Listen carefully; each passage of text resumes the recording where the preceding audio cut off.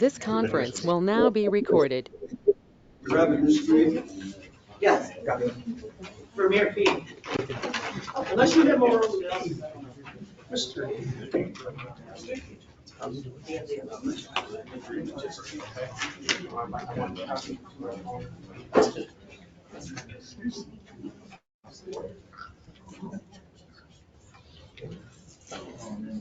We ready? You're the mayor. Call the meeting to order. Stand for the pledge.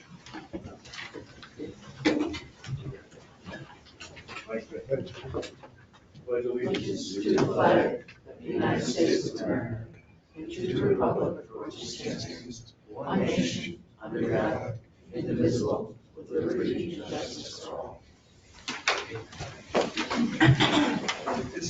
Sure. Oh Lord, as we gather this day to do the important business for the people of the village of Owego, grant us wisdom, compassion, and understanding. Amen. All right, first item as usual, public comment. A bunch of public. Go for it. Okay, so my name's Kim Trahan. I was here a couple of weeks ago to talk to you about becoming a part of the FEMA DR 4480 grant to elevate for you to do the generators, et cetera, but also the part that is hazard mitigation for me to elevate my house. So because this happened so fast, I did not even know about it until about 4 weeks ago. And because I found out a lot more last week, there's a concern about how the financial situation is going to get done. And I know that's complicated, and hopefully we get some more information. But in order to even try to do this, the village has to apply to Hunt on my behalf in order to even start the ball rolling. I don't even know if I qualify. I don't know if I meet the benefit cost analysis. So I'm hoping that the village tonight will write a resolution to begin that process for me. We have 0 time to get this done. So, you know, it might cost $150,000. It could cost $200,000. I don't know. We haven't been able to do any financial investigation yet. As village board members, you have been elected to be really good stewards of the village. And I'd like to say that, you know, I'm a caretaker of that house. I don't own that house. The house has been there since 1802. So if you look at the center of the house, it's actually one big square. It is indicative of the village. So the central portion of that property at 275 Front Street, it was Pumpelly's land surveyor's office, potentially on the first floor. And then it probably, according to the data, it probably became Hollenbeck's hardware store. On the step to go into one part of the house, there's actually JH carved into that step. Fast forward, it became a house in 1848 when Charles Platt bought it. And the name Platt in New York State is pretty well known. His great nephew became Boss Platt. So that property at 275 Front Street embodies the village, and you as stewards of the village, this can be part of saving the history of this entire village. If we don't get a chance to do these kinds of things on a regular basis, we're not going to have a village to be stewards of, and that's what frightens me. So, in addition, you have to be fabulous financial stewards for the village, and I understand that. And there's a question that the village would have to front the cost to do this. As we know, it went to a 90-10 match, that the village would be required to put forth the resources and then wait for the 90% back. And I know that if I were in your seat, I would be concerned that she's gonna pay us back. So because I found out about this Thursday night, I was able to spend a little bit of time at my bank. I have a letter of support from my bank that identifies that I've done okay in this village for a while, that I have multiple copies as well for everybody.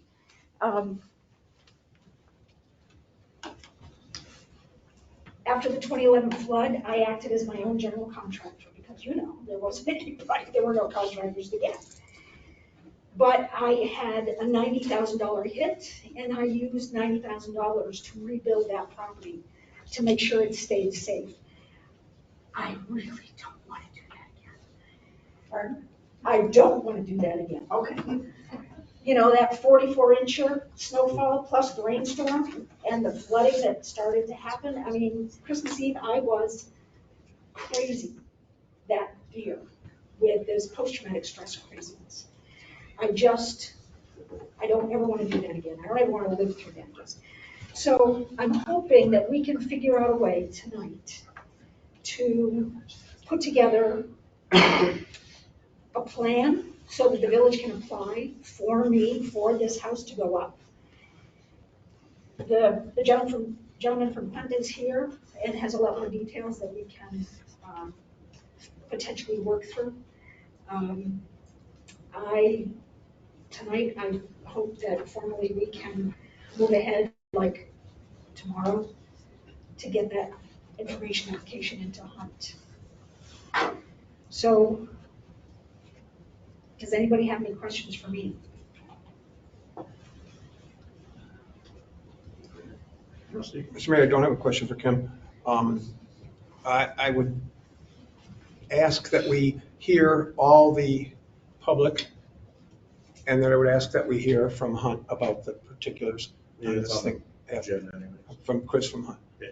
After the public gets a chance to speak and address. Yeah. Kim's thing. Thank you. Peter? My name is Peter Gordon. I'm speaking with two halves.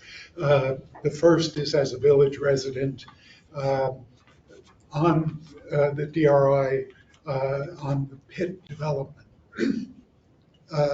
We had attended the last meeting and had some ideas, and I don't care if nobody accepts our ideas, but the idea of anything that's created that ends up as a pit with nothing at street level would be very upsetting because this is downtown redevelopment. It's not the creation of a swimming art pit. The spurious, just reprehensible suggestion that there are trucks going by there causing noise. All the businesses on North Avenue should close down if that's the reason to just create another pit. So I urge the board to reject anything. I mean, the host team is creating their museum at street level. So the idea that we should not have anything at street level is just, it's difficult for me. So I urge the board to create something that people driving by will be arresting and attractive and will enhance North Avenue rather than a pit. Now on my other hat, I'm representing the Friends of Evergreen. We went ahead and posted a legal notice in the Courier, which will run for 3 weeks because I emailed different people in the village, so we can get the Platt Monument repaired. And so we're trying to do it street legal. We are chasing his relatives through their churches and through some of the genealogy. I don't think we would have to check with Rod to know about the deed ownership on that, whether it transferred. But we are giving the public notice. And we hope that can be repaired this summer. Also, the entry signs are, we've given the money to John Pitko to go ahead and create the signs. We're going to install the sign up by the caretaker's cottage, but not down at the chapel, in the hopes that the grant we submitted on Monday to the Mildred Faulkner Truman Foundation to create the parking lot next to the Evergreen Chapel. So we're not going to put that sign up on the chance that that grant is accepted, so the heavy equipment doesn't knock down our new sign. And we're going to be on TV. So at 3:15 on Thursday, Channel 12 is going to, I don't know when it'll actually air, but John Rickleff from the Cemetery Committee, myself and Pat, and hopefully Fran and people, if a large crowd wants to gather. Thank you. Thank you.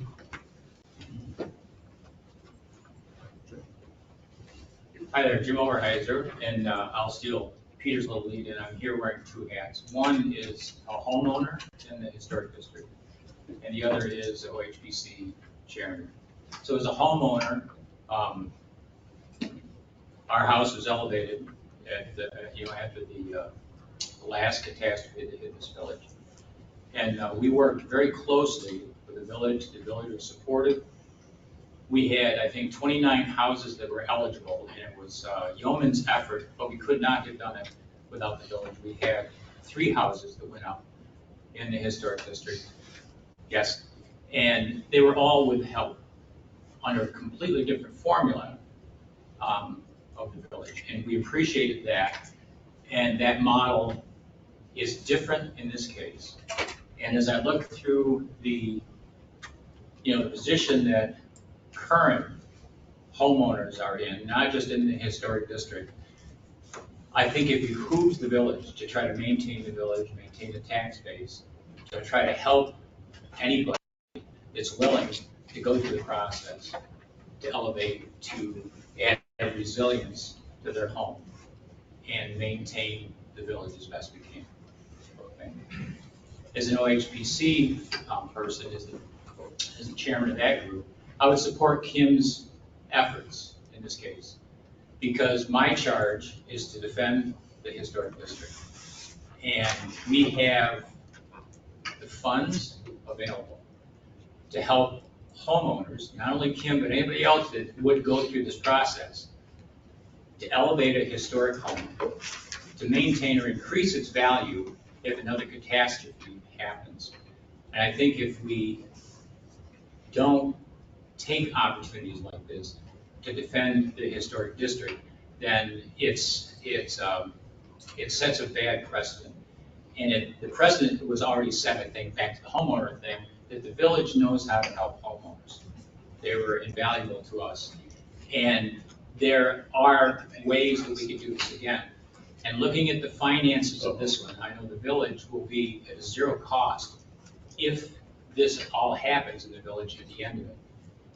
There's fronting money, there's changing of money, but it's a zero net gain on the finances. So I want you to consider all of that and consider that we have a historic district that is renowned, and it attracts people to this town. It's on the list for women's rights for the Belva House Historic District.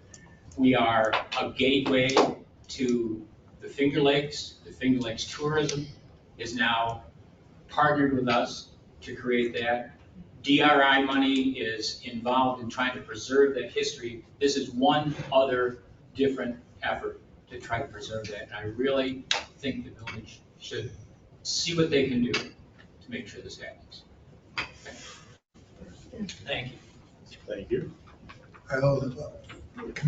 I just wanted to support this. For the Friends, one of our fundraisers, we're writing an architectural history of Owego. And Kim's house is one of the singularly important houses. So more than anything, you know, it's just a very important structure and it's uniquely important. So, Public comment from the back? Yep. I'm Emily Pelicano, and I'm Kim's neighbor immediately to the west. I'm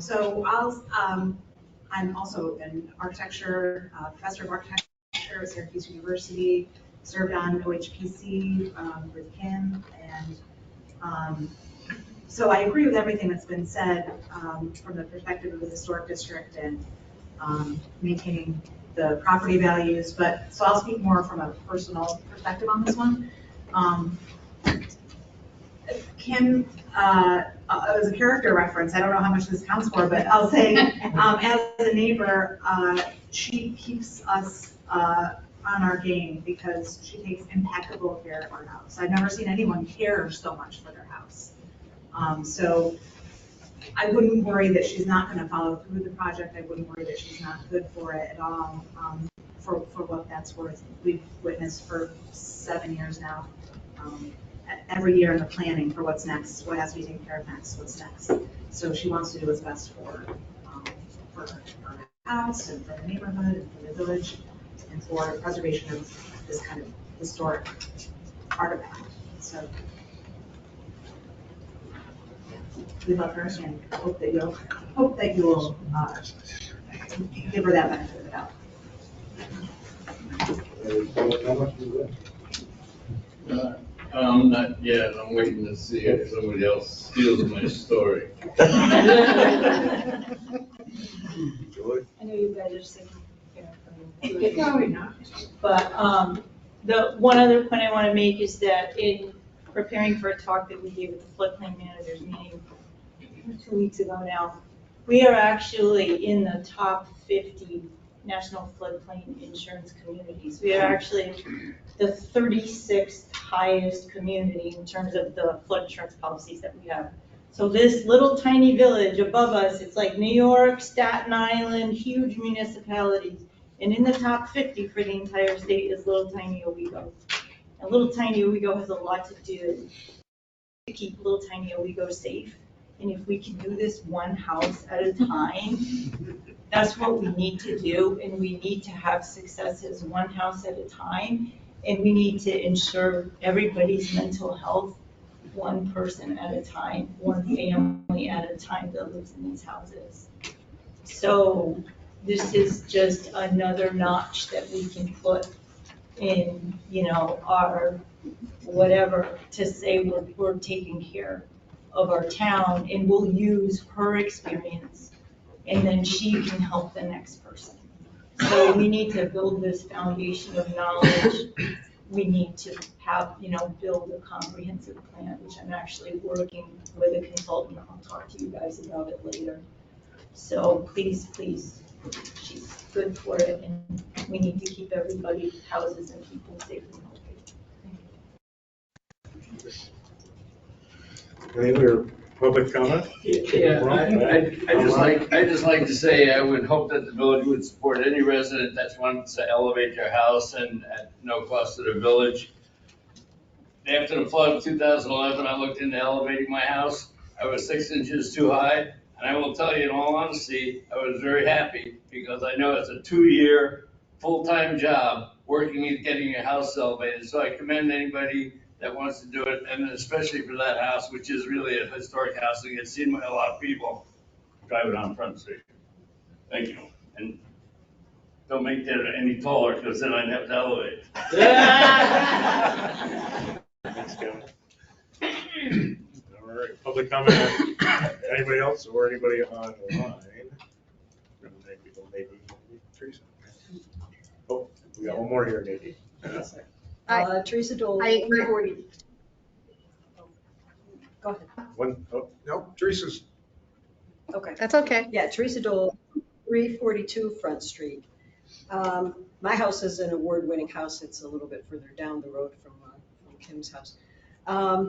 And I was looking at it, right now it's on the market, but I don't think it's gonna sell. I got some stiff competition and it doesn't look like it's gonna happen. So I'm wondering if I can, instead of elevating the house, convert it so that it's sort of flood proof, meaning that take the heating system and the electricity and move it to the attic. You know, use some sort of funding money to do that instead of, you know, actually elevating it up. So it would still be exposed, the first floor would still be exposed from 2011 because the first floor was, you know, up to here.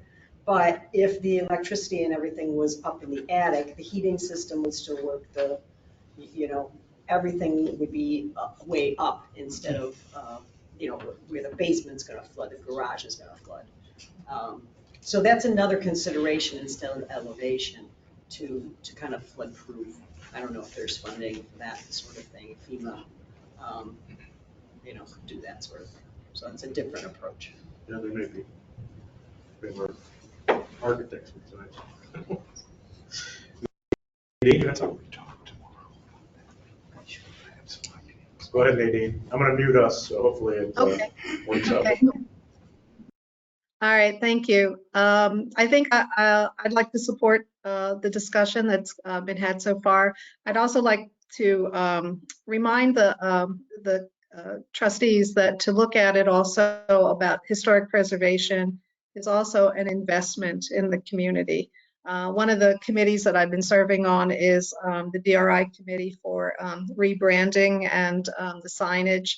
And we've been going through, and there's going to be a meeting tomorrow with again, and we're going to be talking about, and we have talked about the committee about how we want to present the Village of Owego to the public and to the residents, and what's important, how we want to be identified, and what will make people stop and visit us and shop with the stores and maintain the economy and help with the tax base.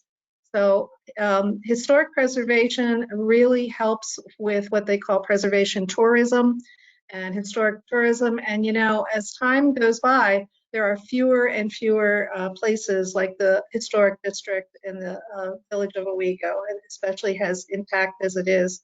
We are very, very unique. We are the architectural history of the United States. It makes us very different, and when people do get a chance to visit us and stop here, they do appreciate it, and frequently they do come back. And so as we go through this, this will be something that goes on for years. We're going to have opportunities that come up. I've talked with Julie, and you know, in the very beginning, all this stuff kind of goes over my head. And you have to learn the language and working with grants. And in the bottom line, sometimes makes an awful lot of sense, especially when this funding is only short-lived and you have to move on it fast. We have found that sometimes these opportunities come up and you have to make quick decisions.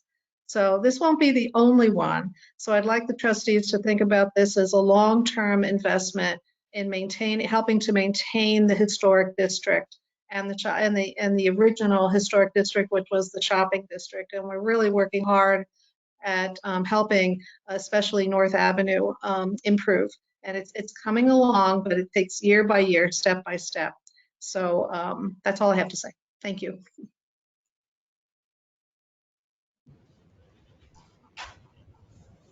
All right. Thanks, Nadine. Still in public comment, Jim? Right, so one more thing, just one more thing, because the idea of, you know, moving heating systems out of the basement and so on. So the generic term to keep in mind for all these projects is flood mitigation. Moving heating systems would be included in monies like this, 90% funded from FEMA. If there was time to go around, there would be plenty of people in this village that could benefit just from that type of mitigation itself. It's not just elevating homes. If you have in mind that you'd have a historic village where some houses were, you know, on stilts and some weren't, it isn't about that. It's about protecting a community, protecting your tax base, so the next flood that comes through, people don't choose to tear that property down because there's still a value there. It's protecting the future. So this may seem like it's a get together friends to help Kim Trahan elevate her house, but it's really a much bigger issue than that. It's setting a precedent that the Board of Trustees, that by its name is trusted to do what's best for the village. That's why people voted to do it. What's best for the village is any opportunity we can have for flood mitigation, we should go after. Find all the means we can, all of the possible pathways we can to protect our village. Any other? All right. So the next thing, first on the agenda is some updates from Hunt and a discussion about that same grant. So, Do you want to start with the grant or you want to start with DRI? so you can start with the grant. Okay. So I'm sure everybody knows me as the village board, but I'm Chris Wood with Hunt Engineers. We've talked multiple times regarding the DRI. I'm here tonight to not only update you on that, but talk to you guys a little bit more about the HMGP grant opportunity, which is what Kim's talking about, what everybody has spoken about tonight. Not only for Kim, but also for your guys' interest in the generator program to help provide emergency power for different key elements within the village. This building is one of them. Fire stations, pump stations for the sewer, and other critical infrastructure within the village that is necessary. So the big piece of this program is that it's 100%, it's a reimbursement program. So the village has to put a commitment letter out there for the full amount of the project. So if they did 5 generators and each generator project was $200,000, you would have to put out there the $1 million up, basically commit to $1 million in funding. You guys can do it with funds you have, ARP funds, short-term loans. There's a variety of ways to accomplish that, but that is one of the requirements of the grant. And then you're reimbursed 90% of that application, of that money at the end. And that could take anywhere from 6 months to a year. We've seen them be quicker, we've seen them be longer. It's all on FEMA, so it's hard to say how long you're gonna be fronting that money. And that's really where, that's one of the reasons why I'm here tonight, is to talk about those generator applications, and you guys decide, the number of applications you want to go for, plus the consideration of your residents that want to participate in the program. Right now, I believe, Mayor, I think there's 10 applications that you guys are looking at, all for generators, emergency generators. So you'd be looking at somewhere in the neighborhood, of approximately $2.5 to $3 million of upfront funding if you were to do every one of those projects, with the consideration that the budget would be somewhere in the neighborhood of $250,000 to $300,000. And that's everything from purchasing the generator to having it installed to connecting it to the existing facilities, making sure it's capable of performing and running. So that's really the big thing here is which ones of those that you guys want to commit to, if all of them or only a portion of them. And then also if you were committing to your village, residents as their projects. Because the residents' applications have to be applied for through the village. And then the 10% is an agreement or a contract or an escrow fund, something between the village and the resident for that reimbursement money, for the piece that's not reimbursed. So that would be Kim's responsibility in this case, that 10%. So that's really where we're at with these applications. They are due June 1st. So we do have a short window of opportunity to get these in. Open to any questions or anything that you guys may have. When the application submitted, what proof of funding does the village have to provide? It's a commitment letter at that point. A commitment letter from a bank? Nope. Or just an expression of commitment from the village Expression of to commitment fund that they're going to fund each one of those projects. Is it? So then if the grant is approved, can the village still back out at any point later? I believe so, until you sign the physical grant award, but. It's like an expression of intent. Correct. But the thing is where we're at is if you guys get all 10 of them, you could potentially be that $2.5 to $3 million range that you would have to put the money up front, at least a good portion of that, and start the reimbursement process for these. So the main reason I'm asking is because if they have to have a bond resolution passed and in place. by There's no June bond 1st. resolution required for it, no. You don't have to have the bond resolution for it right now. It's just a letter of intent or commitment of funds. One of the things that occurs to me, and I mean, it sounds, I'm not directly familiar with the program. It sounds like you've worked with other municipalities who've done it, and for village, I assume village-owned generators, no issues there. The piece that jumps out to me is the state constitution prohibits municipalities from lending public funds to private persons. And so if, insofar as the village has to commit to funding upfront something on behalf of a private entity, that would strike me as in violation of the state constitution. If other places are doing it, I'm sure there's some workaround. We have other communities that are doing more of the buyout program with this grant. But this is what we're being told from the state, that in order for a resident to apply for any mitigation, whether it's raising, buyout, doing just the utility infrastructure upgrades to move it up, is that the applicant has to be the village. And the buyouts make sense because the village ends up owning the property, which is not a gift. And we question the same thing, Nate. We can go back and question them again at the state. But we're getting this information directly from New York State. And so that's information that indicates we can likely do it, but I just want to, that's why I'm asking. Also, this is not a final decision to do it. This is like an expression of intent, meaning there's still an out later on. So it sounds like the board, assuming everyone else is satisfied with all that stuff, that satisfies my immediate concerns anyway. Rusty? Yeah, so I want to do a couple of the legalese pieces on this. And answer to the best of what you might know or you might know. And maybe I'm just repeating what you just said, but when we do ours, the generators or whatever, and we make that letter of commitment, that's not a binding letter of commitment. It's not a bond resolution or anything at that point. Yeah, but do we have we bound ourselves to the state? I know it's not binding, we didn't borrow the money, but did we make a promise to the state that we must keep?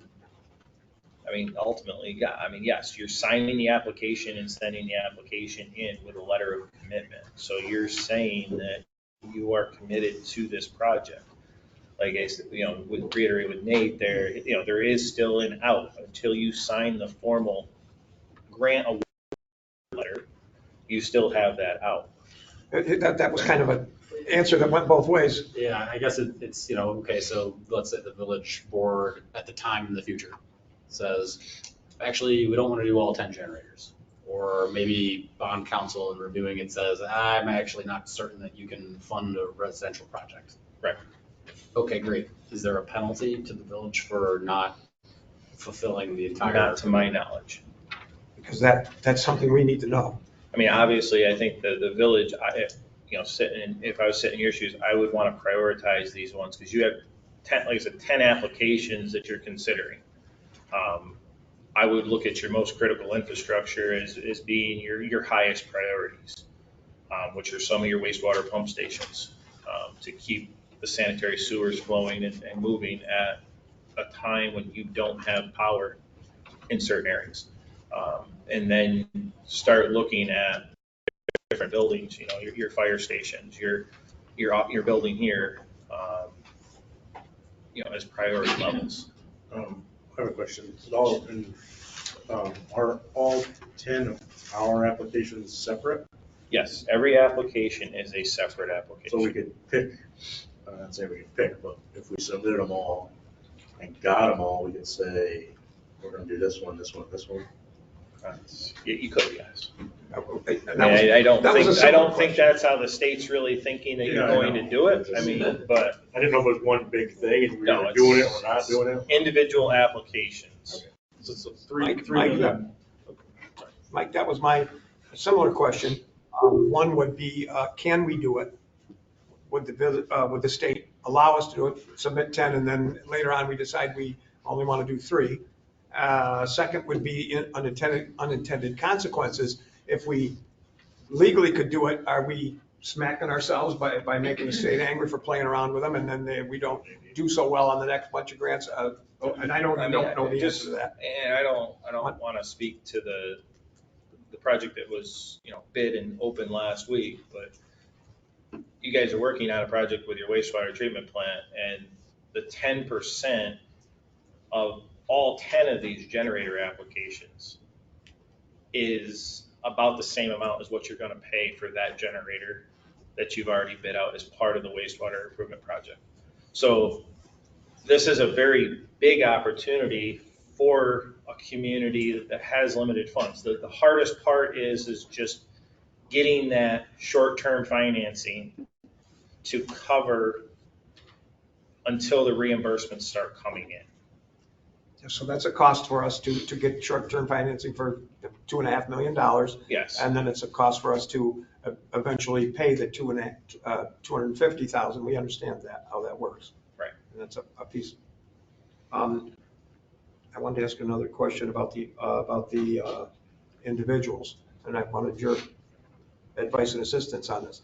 So you're under the impression that we can't lend money in a particular way to individuals.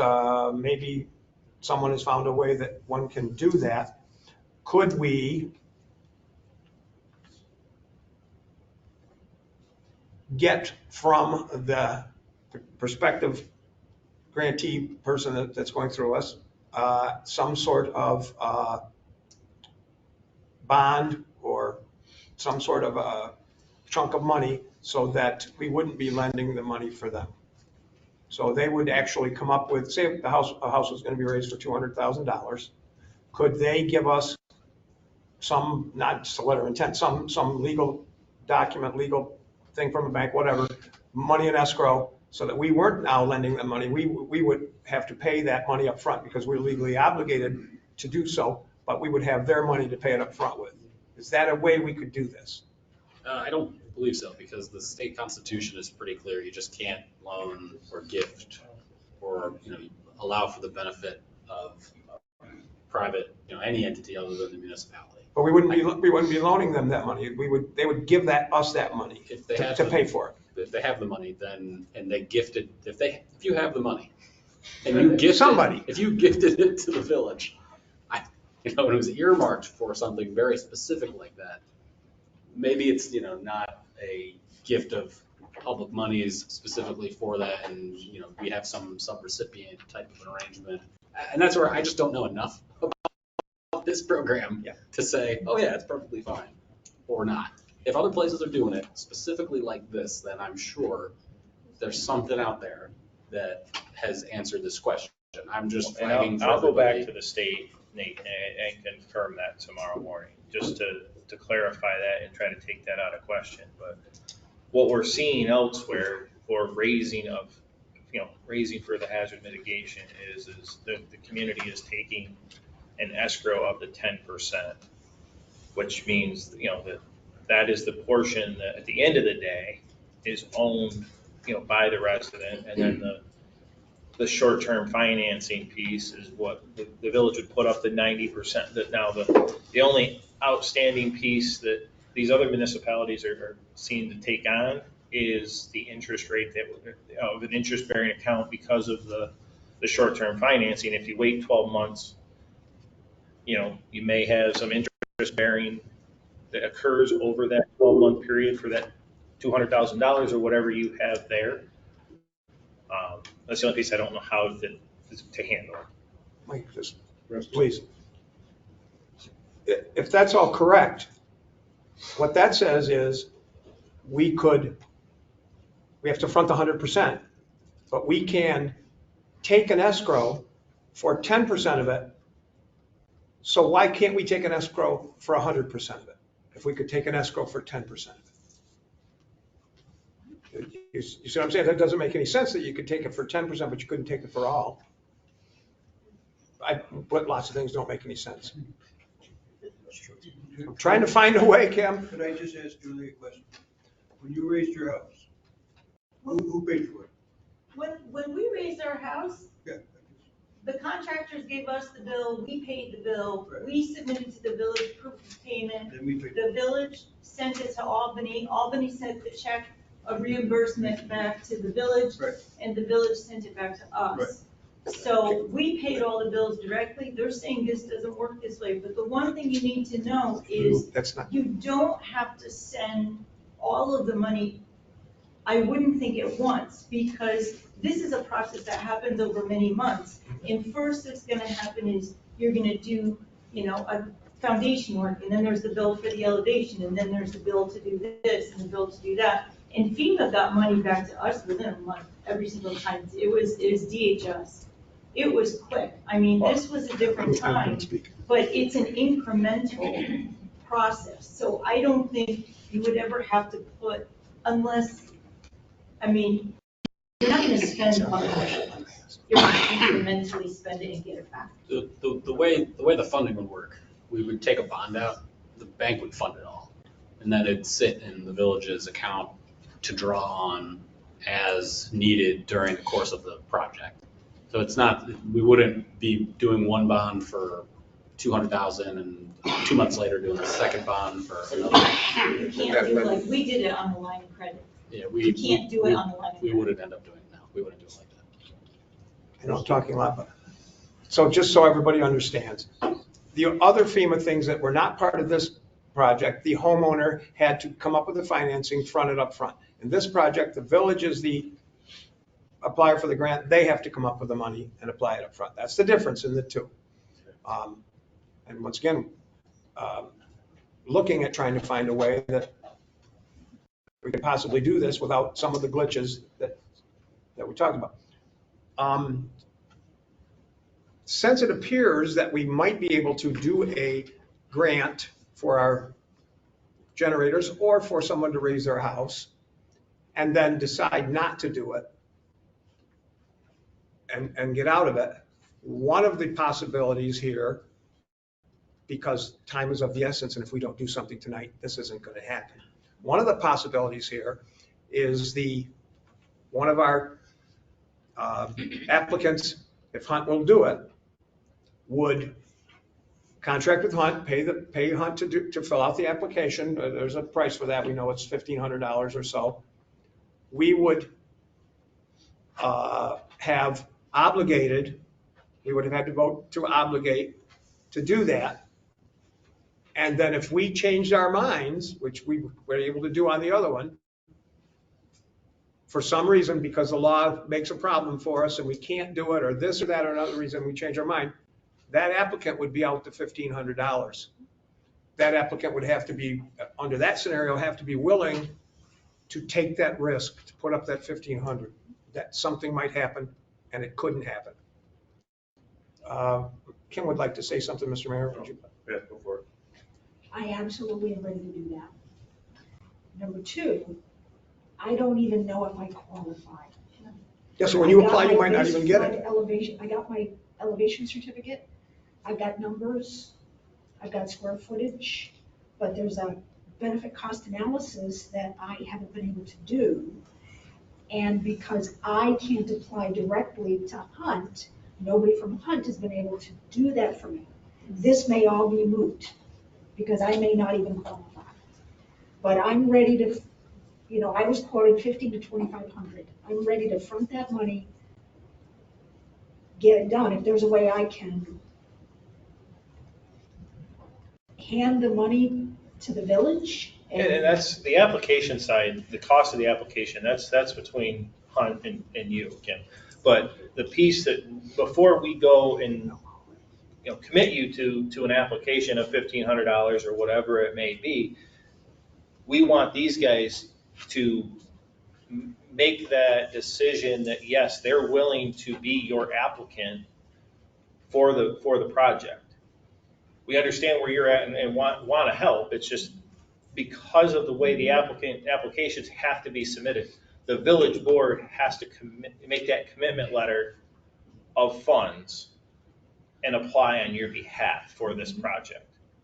So that's why we haven't pushed that yet until we had this meeting tonight, because we wanted to make sure these guys were on board. Rusty?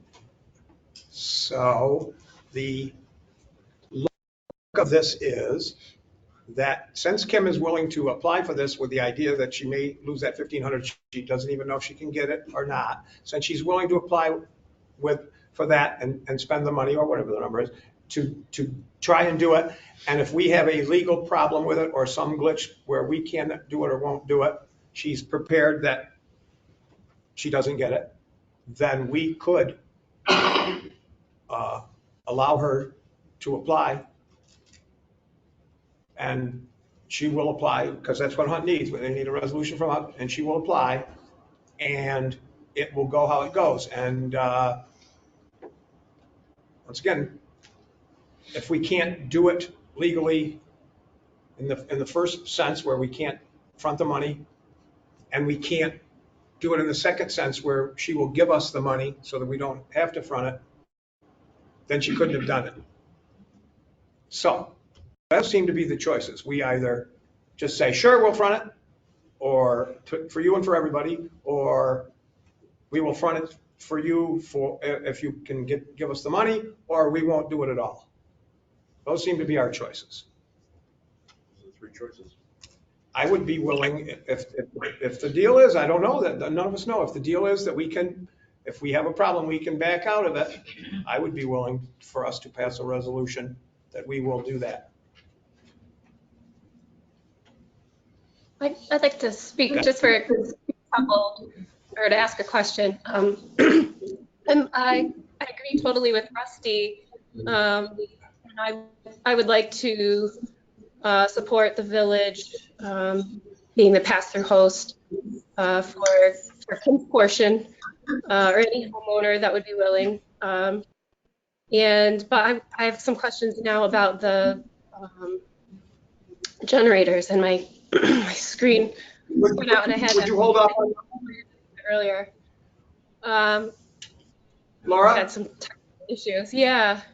Can you hear me? Or would you hold off, are we on? Yeah. Would you hold off on the generators until we settle this particular piece? The generators is our internal piece. Well, it's the money part. So I wanted to know about we were we've only mentioned the number 10, and I wanted to know if we could bring that number down. Could we do those apples after we finish these oranges? Could we finish Kim's part on the private thing and then we'll go to the generators? Was that okay? Sure.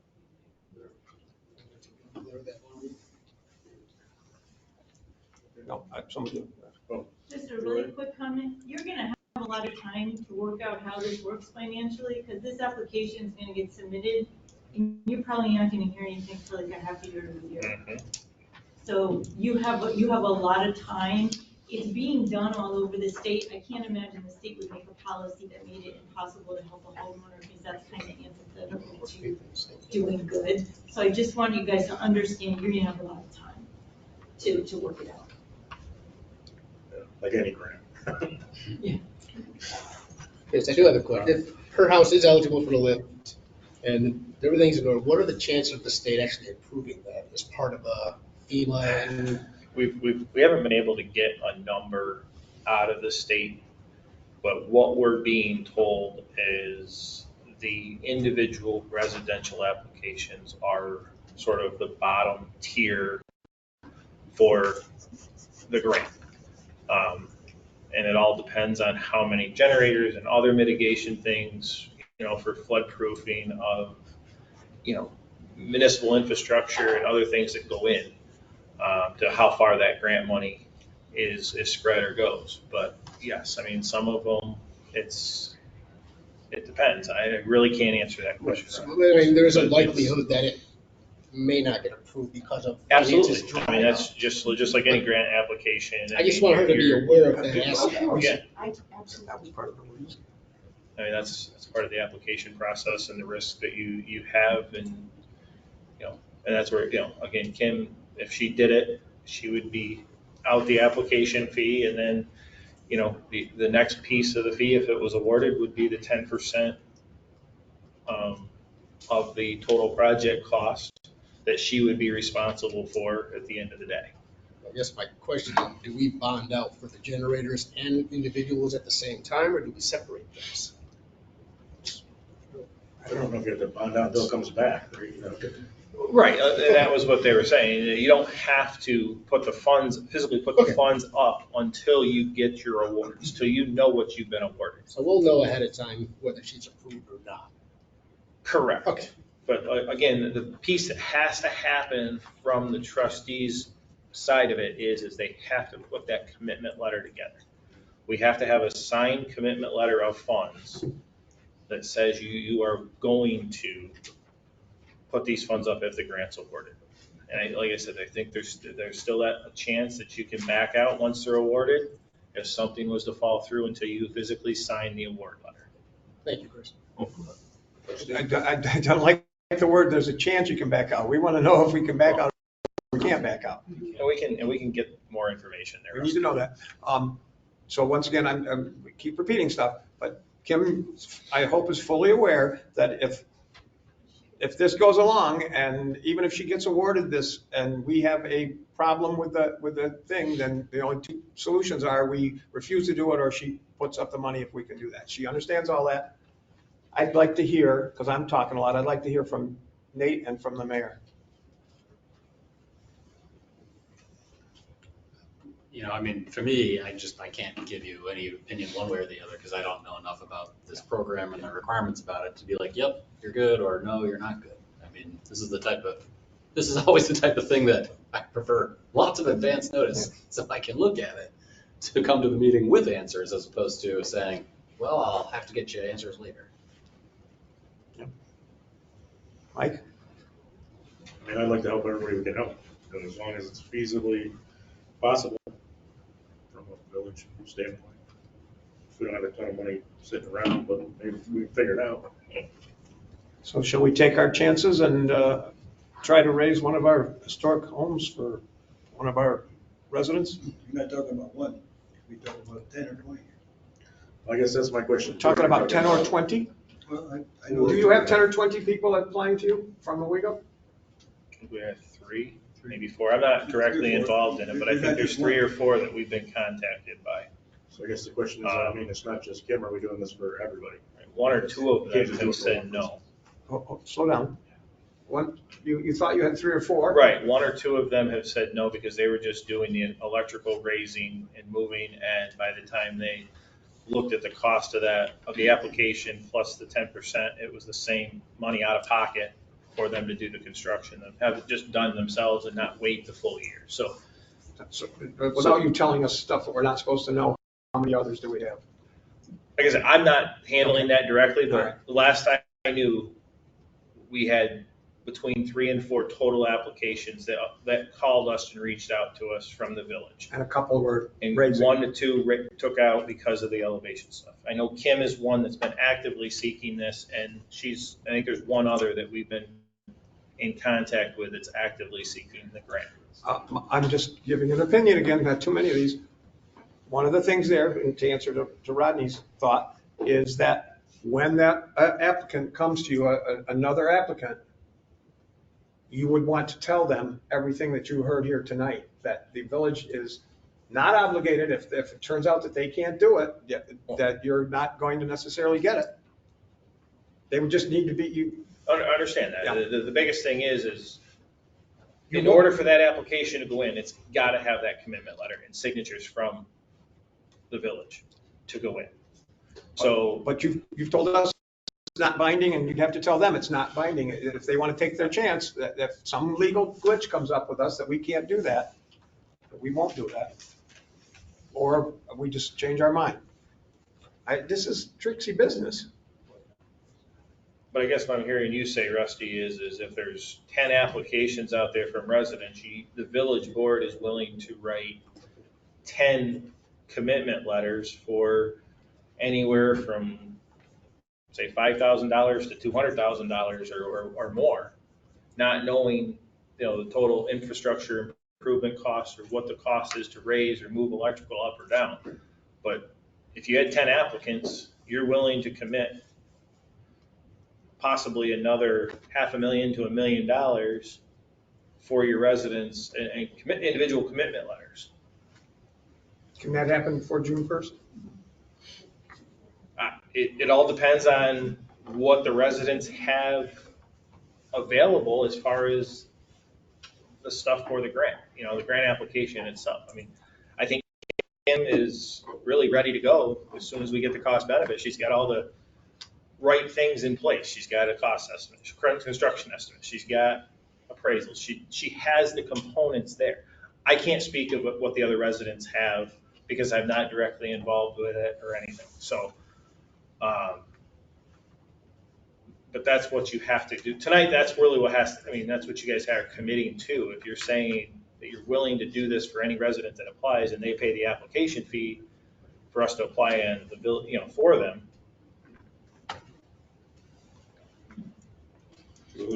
If somebody hasn't been working at this for like a month now, there's no way they're gonna close off, because there's 2 weeks left. So, I mean, somebody at this point in time for a big project would have to be actively working. You guys should know about it. You can't pull this off in 2 weeks. It's just not possible. You can't generate one. Yeah, so I guess that's the question. Do we want to, as a general thing, do we want to support this in general for one application or 10? Or we can't just single out, everybody knows Kim's great, but we can't just, has to be a thing. We can't play favoritism. We've had a lot of character witnesses for it tonight. I try. I don't think you're gonna have a ton of applications from residents to even. The reality is, are we ready to front upwards of $1 million, possibly if everything falls into place for about a year or less, however long it takes? I mean, we will get the money back, and it's hypothetical if they even happen. Mm-hmm. Yeah, and I mean, they would have to get the awards too. So. Right. I mean, I can't just pick Kim out because I like her and not others, but I think we should blanket this out to the potential. I mean, bottom line is other houses are struggling as well. Yeah. So Nate, more legal opinion that you can't give. I mean, I'll tell you all to just have a special meeting at the end of the month and see who else applies, and we'll have answers by then. But if you want an answer tonight, I can't give you one right now. So the next, the legalish question I'm going to ask next is, so we have to treat everyone the same. So we do the deal where we say we'll front the money for everybody.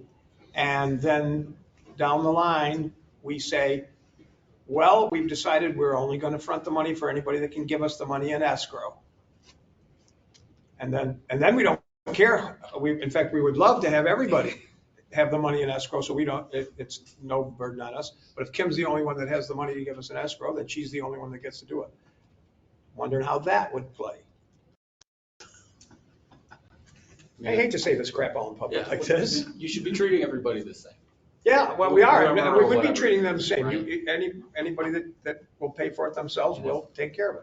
Then that would be most likely the answer in that case. I mean, and this isn't necessarily an all or nothing thing tonight, right? So if you approved it tonight, taking whatever risk there is, hopefully minimal, and somebody else comes in the next week and says, hey, I have an application. I magically did all of the work I needed to do, and I just found out about this. Here it is. Commit to having a special meeting to review and approve anybody else who comes in.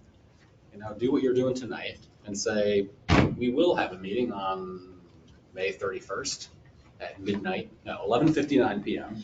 to approve it. It's unlikely that somebody's going to have that. They can't do their work until you approve. But since you aren't committed and you don't have to put up money until you've signed an approved application, this is just a proposal. I think the risk is actually quite low.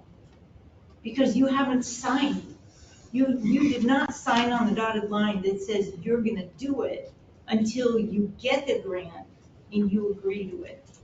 So part of the work, right, is you doing whatever that money is that you need from her to do it. But do you need the village to have approved her before you can do any review? Well, that's exactly so right. before we go and take $1,500 from a resident, we want to make sure that the village board understands that they need to, it's 100% reimbursement. So you guys are putting the money up front or doing a line of credit or an escrow, whatever, with that resident. You know, we just don't want to take money from the residents and then you guys say, no, we're not putting a commitment letter to the application. You have to put a commitment letter in the application that says you guys are willing to put that money forward. So that's why we're here talking about the residential applications, and that's also why we're going to be talking about the generator applications. So it's sort of twofold. Yes, we can do the applications ahead of time if you guys say, okay, yep, the residents understand the risk that on May 31st, the village board may say none of these are going in. We're not committing the funds. And the residents have to understand that they're out that money if the village does come back and say that at a special meeting. But that's why we're really here, Nate, is to try to not have the village residents put out that money if the village isn't committed to funding the project. Rusty? Last piece I'm trying to get around. Yeah, the next possibility is that 10 people show up and all want to raise their houses. Thank you very much. 10 people show up and all want to raise their houses, or 2 or 3 or whatever, and suddenly it's a burden on us. It's too much money. We don't want to front it. So you're also prepared for that eventuality. And if that turns out to be the case, which we don't think it will, you're also prepared to eat your $1,500. There you go. So we can also do that. We can, if a whole bunch of people show up, we can say, no, we're not doing it. I'm just, you guys, I mean, I don't know. So we have to write these letters of commitment. I was just listening to all this, it sounds like what the village may end up being accountable for is any interest that we accrue on the bond. Correct. Plus anything else that might go wrong. Things do go wrong, but not often. Well, as you said, I mean, we can back out. The awards can come and we can say, nope, we're not going to do it. The only question is how things look for future grants. Yeah. So, Yeah, you know, it's gonna have a way, an impact. a way to mitigate something like that would be an agreement with the property owner prior to committing for the village to fund it, that it's not just the 10%, it's the 10% plus the interest that will accrues on the village's financing, whatever that is, you know, over the, you know, until it's all paid off. for that portion. For that portion, right? And whatever other costs and expenses are attributable to it. So let's say it's $4 million of the village's overall bonding for the generators and all the home stuff. And $1 million of that is the home stuff, and 200,000 of that is yours. We can track out your share of the overall We interest. can't get Kim to pay for all of the interest?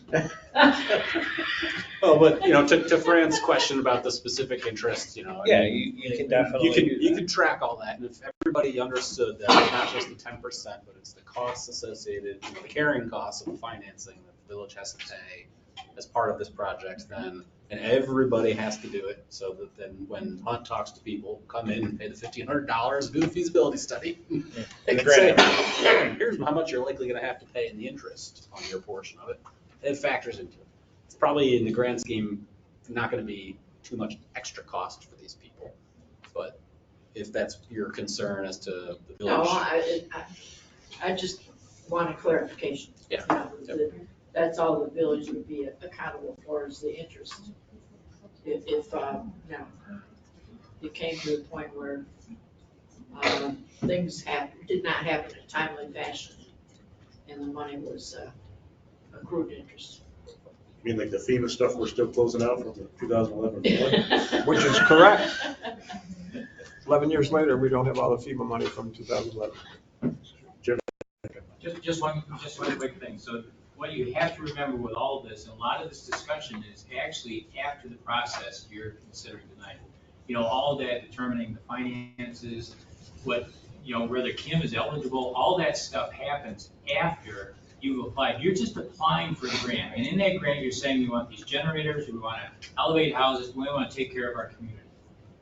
That goes, they now probably 6 months from now, send you a letter saying, we have approved that grant. We've approved your action. Now is when those specifics, and over those 6 months is when those specifics come. Right now, your action needs to be, are we gonna commit to Applying. applying? That's all you're doing. And everything that Nate just said about the finances and the 10%, and, I'm sure that that's gonna work out. So it's still a net zero in the end for the village. That's all I have to say. You don't have time in there, but the urgency is June 1st. And federal government, I just wrote a grant, and I'm hitting the button 15 minutes for the deadline. If you miss the deadline, you're out.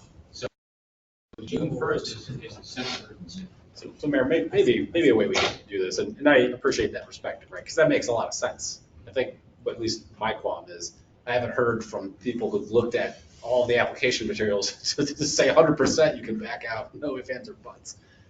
So approve tonight, and then to commit to me anyway, to do a special meeting. If in the next week we find out, whoops, shouldn't have done that. Yeah. And then, have another special meeting to pull a resolution and say, actually, we're not doing that. I mean, that would be another way. So that at least the approval's done tonight. You know what the deal is. If it turns out, well, you're not even qualified, then we're done. Or if a bunch of other people apply, and then we get cold feet, it's like, don't actually commit to sending the applications with commitment letters in until a certain date. I mean, I'm just trying to figure out how we can get past this right now. Last piece. Are you asking us tonight for a overall general commitment to anybody, or are you asking us for a particular person? Well, really, I'm here asking you to commit to your generators. Kim's here asking you to commit to her application. You guys need a commitment from us for If there's other application. residents that are applying and that want to do this, you would need to make the commitment to all of any resident that would apply, you would have to put the same commitment to. Okay. So we can't just And write one for really, Kim.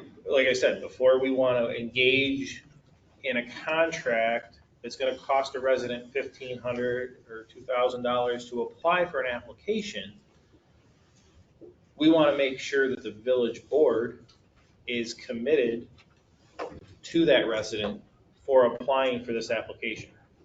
Whether they put the money in escrow to you, you guys are the applicant. The village board is the applicant for that resident or residents. You sound like you're protecting her, No, I'm her not. from us. No, but listen to me out. You sound, before you want to take her money for this, for doing this, you want to make sure that we're committed to her. And we've already talked to her about that and stuff. She's willing to have us not make that commitment tonight and still do it. If you guys will write the grant and put it in without that commitment tonight, she's willing to go for it. Then They can't put the grant in without a letter. that says- Right, I need a letter of commitment and signatures on the application from the village To do it. to do it. But I Oh, guess, I thought that was you. I think to Rusty's point, there's questions about your home, whether it even qualifies, that it sounds like would be part of the. Yeah, part of the review process, application right? review process, I mean. And so it's like, even the question of whether your project qualifies or not requires Hunt's help and some money. Well, I don't know if it requires a letter because the elevation study. So there's a couple different steps on it. We have to do the application, we have to do the cost benefit. So as long as she meets the cost benefit, which, understanding what she has and what's there, I don't believe that there's gonna be an issue meeting the cost benefit for Kim's property. Others I haven't looked at as close. But then, so once that's done, now we need that letter of commitment and signatures from the village. And we know there's 2 weeks left. We know there's enough time to get these residential applications prepared and in this next 2-week period. But we don't want, that's where we don't want to make all your residents, if there's 10 applications, every one of them out $1,500 if the village board's not willing to provide the commitment letter and provide the signatures on their application. Because you guys are the applicant, not the residents. Why don't you work with Kim, have her pay you, fill out her whole application, come to us for a special meeting at the last of the month, or however long before you have to get it. I'm sorry, Julie, am I out of turn? You can't do that. Okay. They have to have, I am not allowed, I cannot, through this grant, I cannot apply to them directly to do the work for me.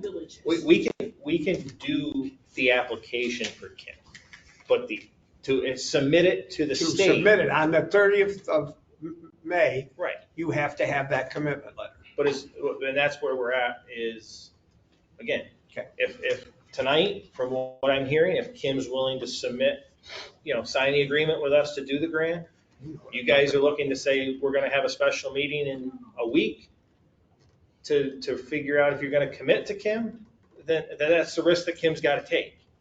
But we were trying to avoid the residents having to have a $1,500 application.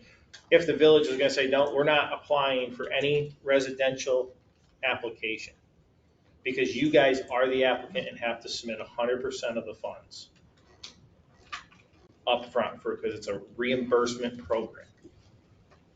So we can do what you're saying, Rusty, but that is 100% risk on Kim's part because you guys right now are not committed. Correct. To doing her project. It's the same So risk, she could- the same risk that we told her she'll be taking if we decide 3 months from now, go out of the project. No. Julie, you want to jump into a really bad go. I do. Or talk to the mayor, I I'm not in really charge of this do. meeting. I really do. This Sorry, is Mr. Mayor. not complicated. All that you need to commit to her is that you will apply. That is all you are committing to.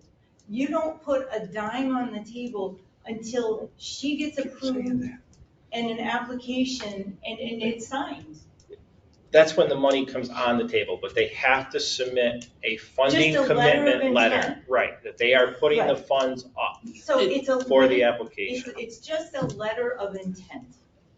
And that's the only piece that I'm hung up on. Yeah, Because I me keep too. hearing letter of intent, which is very different than a Commitment. commitment letter. A commitment letter is, I will fund you, as Right, opposed and to, that I'm is- interested in funding you and have an intention of The- potentially. Intended to Calls it a commitment letter. But you And- can back out, because we were told we could back out even if we were approved. You are not forced to And do it. Julie, the thing that I would love to see what you've just said in In writing. black and white, in writing, from the state funding agency. Yes, in fact, the municipality can back out. That's the only thing I'm saying, and that's the risk that I'm saying to the board. And Right. you can schedule a special meeting. And I'm saying, And it's just, she has no time to waste. They need the 2 weeks to do this for her. She has the money. Just let her go. She has worked so hard already. The issue is, it's not just her, it's the potential 10 other people that may show up and jump it from 200,000 to 2 million.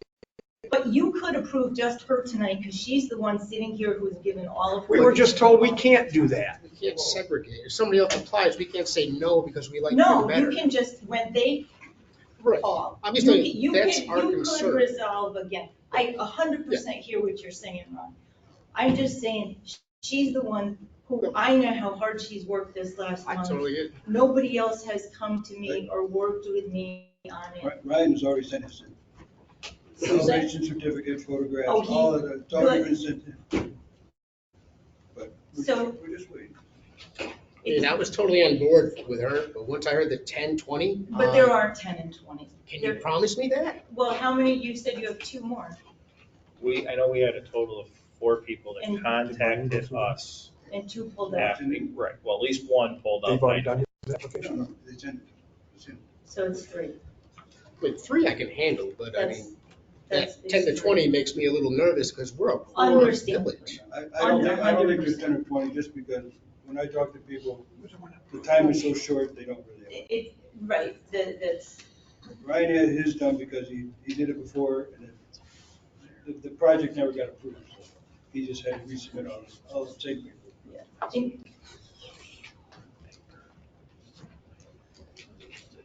and can you approve now and then rescind an approval if you find out there's a problem with it? That's what we keep trying to find out. And you can make a resolution on a condition, and if that condition isn't satisfied, then the resolution wouldn't be upheld. right, Nate? If you made a condition, made it a conditional approval. Except our You letter could of, do things like that. our letter of commitment can't be conditional. Right. Can we commit to not committing to more than X amount of dollars? Or, Well, I think there's a bunch of things, and they're all valid. They're all things that could be solved potentially by holding a special meeting later this month, seeing who else is qualified and is it able to be part of the grant application. It sounds like there's at least one other person who submitted materials for review that needs to be done. I mean, I've said everything I think I can say. I don't want to keep repeating it because I think we're starting to go around in circles. we are. Ultimately, the state gave us a short timeline, which put us in this predicament. Can't you just make it a volume-based commitment? Just say as long as there's not more than 5. Well, that's what we're trying to figure out, if we can do that legally. Probably not. Probably not, it's probably a thing, not a thing. The You're difficulty. not judging One anybody, in you're just all in. limiting the exposure. First time to get their applications in, If you put it on a timing basis like that, I mean, is that the way to do it? potentially. Because You obviously wouldn't you're wanna- number one. You wouldn't want to be picking and choosing. Right. May I ask a question? Sure. In terms of conditions, I don't want to use the word, but in terms of conditions, is there a way to state by the time the grant is applied for on June 1st, after we've submitted documentation? I didn't understand that. Yeah, I didn't understand either. So I have been busting hump because I was told June 1st was the deadline. And trying to get everything done by then. Can somebody come in 6 months from now and say, I want to do it too? No. They can't. Not on this one. I guess that's my point. Yeah. There really is a deadline of June 1st. That's 2 weeks from now. Yeah. And I know just getting an elevation certificate took at least 2 weeks. Mhm. So Yeah, if somebody I started think today, your they risk could do it. exposure. Yeah, like Julie It's said, pretty there's low nobody in that can terms of- start today and have an application ready unless they already had paperwork from previous years or they already had everything done. Like Ron said, that the other gentleman did. It's done. It was just a resubmission. I mean, that's a totally different process, but I mean, to Sounds start the risk from exposure is zero really low. and try to do it, it's not possible in a 2-week period. I don't think we're gonna get 10 of them, we might get 2 or 3. Which is a feasible number for me to swallow. Okay, what are we gonna do? Somebody has to make a motion. I'm in favor of the homeowners' participation. Try it better. Motion. She was just making a statement though. She was in favor. Somebody have to make a motion. So is that a motion, Laura? No, I want to talk about the generator portion. That's a separate portion. We're gonna though. talk We're about trying that to talk separately. about the, We're gonna do that in an hour, in a minute. Yeah. right now, we're looking for a resolution to support their application as residents through the village. Mr. Wood, what is the wording that Hunt needs? A letter of commitment? Yeah, I just need to understand that you are willing to provide a letter of commitment of funds and sign the residents' applications. Mr. Mayor, I move that we, thank you. Mr. Mayor, I move that we provide Hunt with a letter of commitment, signed. What was the last piece? Sign the applications. On the applications? I move that we do that. I second. Unless we have a second, so now I can discuss. Unless we can do it individually, which I believe we've been told we cannot do it just for one at this particular moment. I think you could set reasonable standards or guidelines around, whom you are accepting, such as folks who show proof that they can cover their 10%, cover the extra additional costs, and who, and then commit to the first 5 or first 10, or if you have some fear of exposure there, instead of just saying carte blanche, because I don't want anybody to be in a position of, well, gosh, we just got 10 applications. We said we'd take 5. Who do we pick? Like, I don't want you picking, let's do the first 5 who qualify and provide proof and things like that. So And that then would put be, a deadline in that would be place. limiting the number then if we do that. I'm okay with limiting the total number because it limits the village's exposure. You're basically saying we are only comfortable doing this amount. Say first 5 or the first $500,000 of projects, whichever one comes first, because you don't want to have too much exposure beyond something like that. Can we say the first 2? Sure, I mean, 2's low, but if that's a reasonable number, I don't know enough about what the average cost of something like this looks like, because. Then I want to say the first 2, limit it to the first 2. And then put a deadline in place, because there's internal stuff that has to be done in order to make sure that everything can get submitted on time. So this Friday. Really Yeah, is. this Friday. If The applicants would have to be under contract with us no later and show proof of their paperwork and commitment of funds, their portion of funds, no later than Friday. Rodney, you think? Chris, you said that there are 3 Rodney. or 2? That's what we've been contacted by 3 residents. So far. $1 amount than a person. Originally, we were contacted by 4, but there's only 3 left that are willing that still would like to try to do something. Because he's saying 3 or 4 people have contacted, I'd be better with 5. Right, I mean. Fine. Fine, because I was stuttering when I said 2. What I really said was 5. I thought you said 5.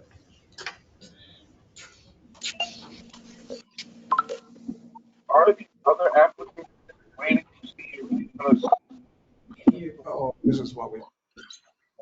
Charles, we can't hear you. Can't hear you, Charles. No. Well, we can hear you, but. Very muffled. Oh, can you hear me now? A little better. A little bit.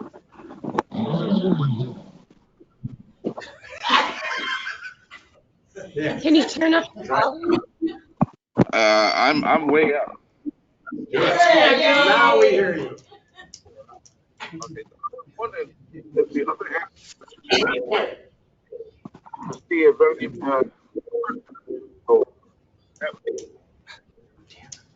I mean, the other applicants, they inquired, but they don't. So they want to see if one person will jump in the water first, see how cold it is, and so that everybody else comes splashing, which is what we can handle. Is that what the situation is?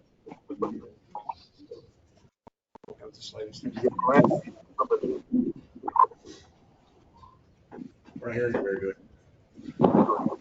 Talking about other people jumping in because. Charles, we cannot hear. Never mind. If you're asking if more people would jump in, it's kind of too late for them, honestly, if they're not in the game already. Yeah. But I'm not an architect right now.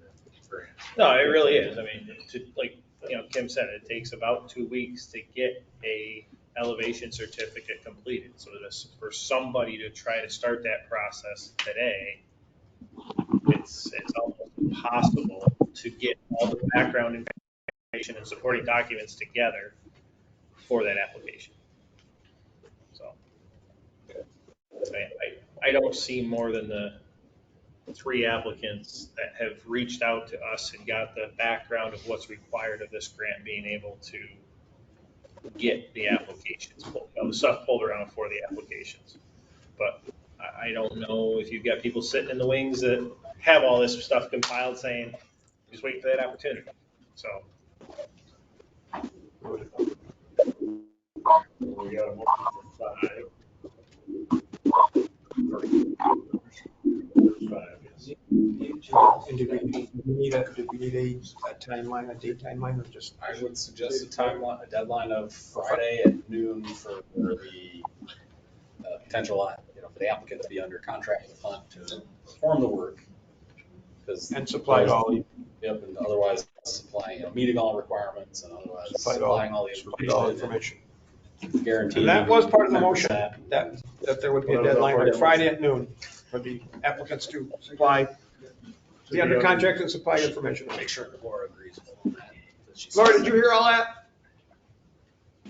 Yeah, could you second that? Yeah, I'll second that. So what it is, DR 4480 is the grant name. And I'm totally fine with that being that with the deadline 5 homeowners, and the deadline is Friday at noon. Yep. I'll second that. Any other discussion about that? Steve? Yes. Ron? Yes. Fran? Yes. Shaw?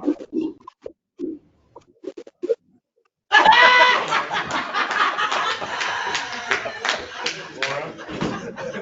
Yes, yes. Working on that all night. Yes. Okay.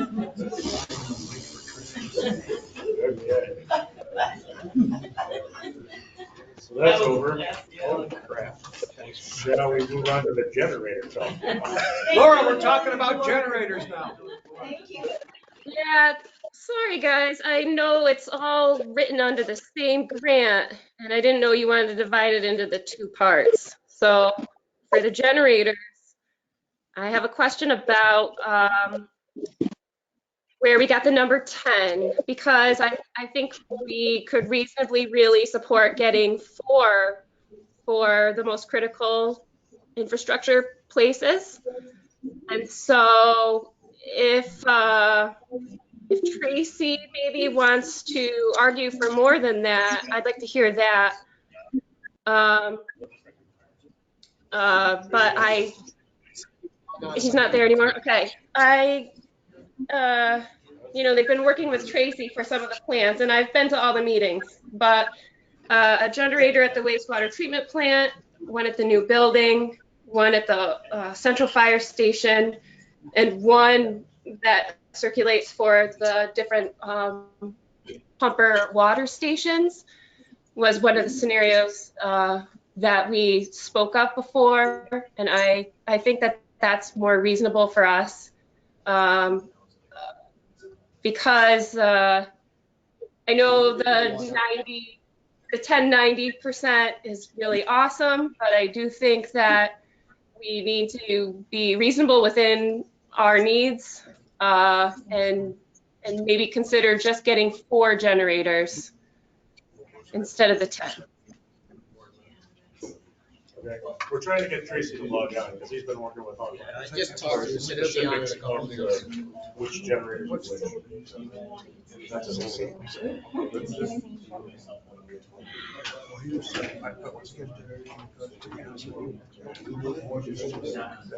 Tell us as much as it just needs to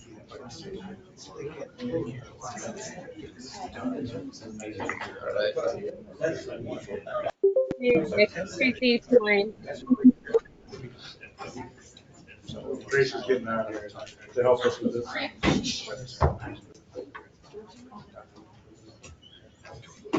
All right, we gotta talk about generators now. Laura, do you want to put that question out to Tracy now that he's on? Yeah. Tracy, all right. So Tracy, we're talking about the generator portion and the number of generators that we want to ask for.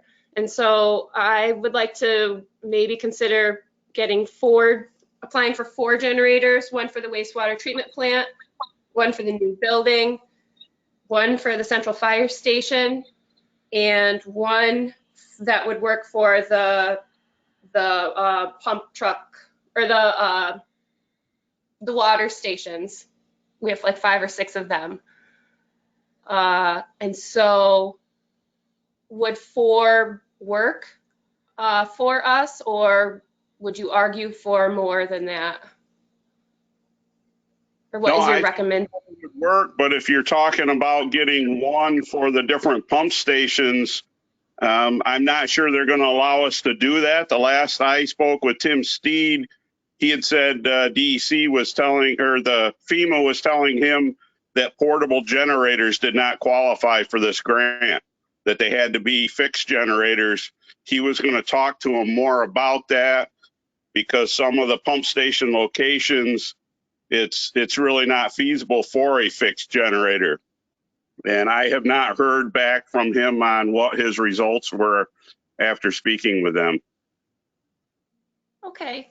Which of the places might support a permanent one that we wouldn't have to worry about it? Is there one that we could say it's going to stay there?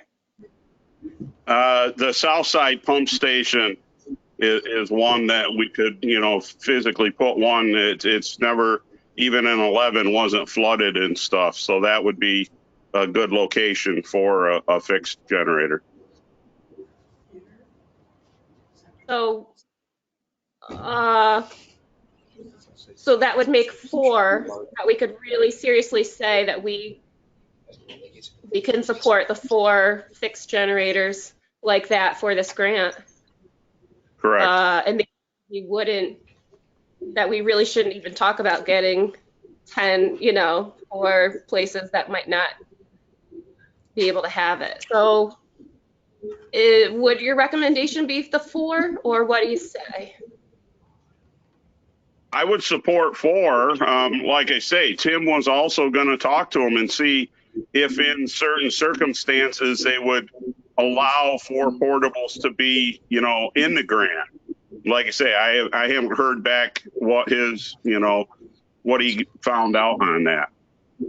Tracy, as of 3 o'clock, we had not heard back from the state on that. This is Chris Wood. Okay. So we're still waiting to hear back from If we're the state on that. I guess if we're down to where we have to decide, then we should just go for the 4 fixed mount ones and kind of be happy with that at this time. And, maybe in the future, something else will open up for other ones. I like that. I'm comfortable with that. Is that 4 for you, Tracy, or are you including the fire station in that 4? So I'm the locations No, that we have. it would be the fire station, the new office, my 1 pump station, and I guess where was the 4th one, Laura? Yeah. We have one in the plant, Laura, for the UV project. Yeah, we're going to approve that later too. We had money left over. Or anything covered under the grant that we got with the UV. Right. So you get, Tracy, you originally had 6 generators for pump stations throughout the village. Right. I think probably the other one would be the stormwater pump station on Erie Street. Yep, that's the last location we had. If the underpass is flooded, that's a critical bypass around town. And if that pump station goes down, then Erie Street floods. So I personally would say that's where the 4th one should go, is at that DPW pump station on Erie. Come to Prospect Street. Okay.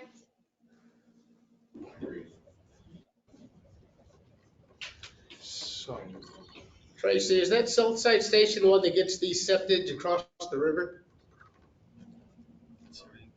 The septage is a separate pump station, but it's all, the power is all fed from the one building. So yes, it would power the south side pump station, which pumps everything on the south side of the river into the plant, as well as it would power the new septage receiving building as well. Yes. Thank you, Tracy. What about the pump station that pumps from this side of the river under the river? That's got a generator that was replaced in 2011. The generator was there at the time, was destroyed in the 11 flood, and that was replaced then. So.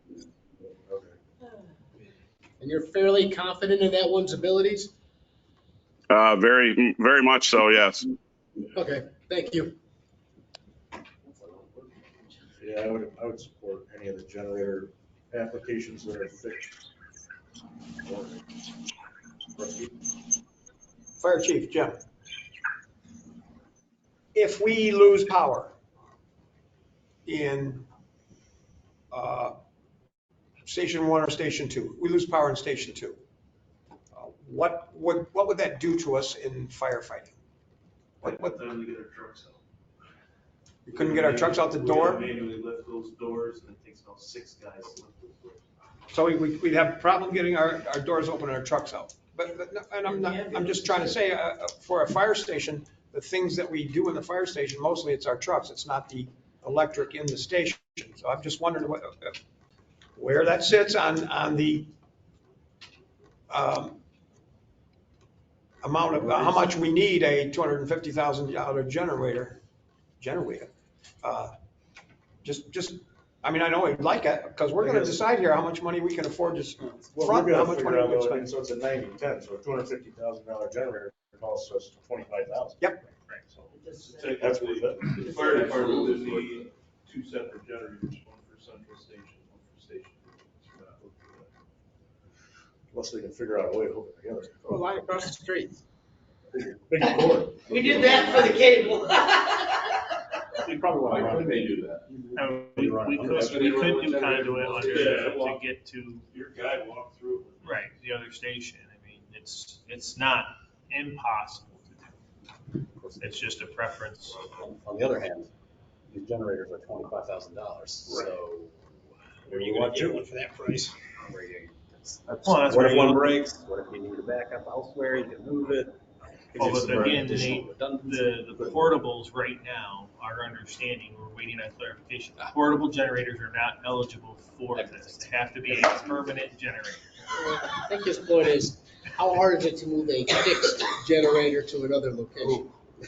Well, you need a crane to pick it up and trailer to haul it, and set it on a new site. It'd be a bit of a fee. Wire it with a new transfer switch. I mean, keep going here. So it is that So 25,000. here's the question, if they're fixed, station 1 and 2 are in flood. If they're on the ground. They need to be elevated. Well, but we would elevate them to where just like the electrical systems would be to meet code. They would be above that 100-year flood elevation. So that would be part of the grant too? Correct. The construction of it and the prep for the pad or the platform to set it on is all part of the grant application. So Mike, we had spoken about this before, just using 10 as a number, doesn't matter what the number is. So how does that fit for us to come up with $2.5 million ahead of time in whatever way we do? And how does that fit for us to spend? I mean, I know we want to buy generators for $25,000 a piece, but even doing that, how does that fit for us to spend $250,000? It's wonderful to get things cheap. We got to have $250,000. So from yes, so from a bonding standpoint, do you know how long the village can bond even the 250 out over? I mean, whatever it is, you have to bond the whole thing, but the long-term financing, it's gotta be at least 10 years. Something like that could very well be 15. You go out for the 2.53 million, you're gonna need bond counsel. Right. You're gonna use like municipal solutions or fiscal advisors. You're gonna get a national or regional bank to bond it. It should be relatively low interest. Market rate or less. Market rate or less. They'd be willing to also carry the long-term, and once you, at this level, you could bond it out for like 20 years if its useful life is that long. Mhm. So the useful life that they're allowing us for a generator put in the application is 19 years. So 19 years, 18 after the first year. And so 18, divide that by 250, or 18 into 250 is your principal amount every year. Your interest rate probably, well, God knows what they're doing, but let's pretend things go crazy. And it gets up to 4% for municipal bonds, which I think I'd be very surprised about. Yeah. But that's, call it 10,000 a year in the first year. Really rough numbers and probably off. But anyway, that's to give you an idea of like the type of payment you would need on an annual basis. Yeah. One of the things that you can also do is, and this is a way to mitigate some of those ongoing carrying costs. So NICEAG has incentives, or there's groups with incentives for people with large generator capacity during periods in like the summertime. I forget what it's, I think it's demand reduction, where you agree to shut off certain things, turn off let's say, the power at your wastewater treatment plant. And then you can offset some of those things by using your own generator to, basically take power demand from the grid and shift it off to, your Seen the own price of generating diesel? capacity. And they'll pay you for it. Yeah, it's just one of those things. I've seen it happen in other Are they places. diesel generators or can they be plumbed into natural gas? They can be natural gas. You can use either, but yes. So you have natural gas storage already. Well, let's get crazy. Can the grant cover solar panels to also hook up to the generators? Oh my God. Nate, I've never been asked that question, I mean, so I don't know how to answer that If one. it's possible, I don't know. It'd take a lot of solar panels, but if the grant would cover it. Good a lot new of bell solar tower. panels. If the solar panels will run the generator, Nate, if the solar panels will run the generator, we might as well just have the. Well, that's building a very good point. Okay. Touche. Yeah, right. If solar panels run a generator. Good point. We should just get solar panels and batteries. All right. Heck with the generator. So Mike, we talked about these various costs. Over here, we can't afford not to do this 90-10 stuff. Over here, we do have to figure out how to get the money, and there's various ways to get the money, so. Yeah, I mean, we're not talking about. Well, and like, 6 of them is 150. and I don't know what the sewer fund, like Tracy's saying, he'd be supportive of 2 or 3 of these. I mean, does the sewer fund have any money there? They have money. I bet you we could buy a couple of them with that. They have money. But so, I mean, if you separate the 2 out, Tracy gets the ones he wants through the sewer fund and the village uses the general fund for theirs. And you said these are all single applications, so everyone is Right. individual, so we can. We have been told, do not apply as a bulk.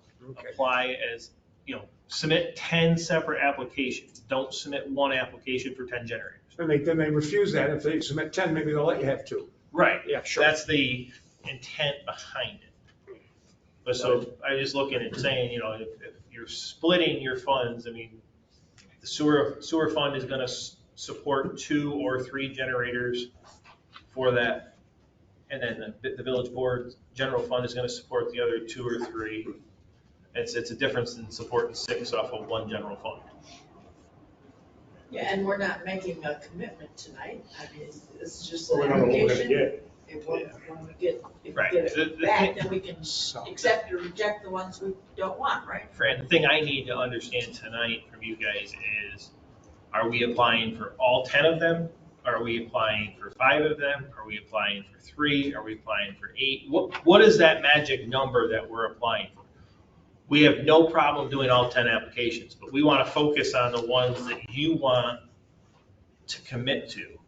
And if you're not going to commit to 10 of them, then we don't want to waste our efforts in putting that in, because pretty sure all of these are being pro bono that way for the municipal applications.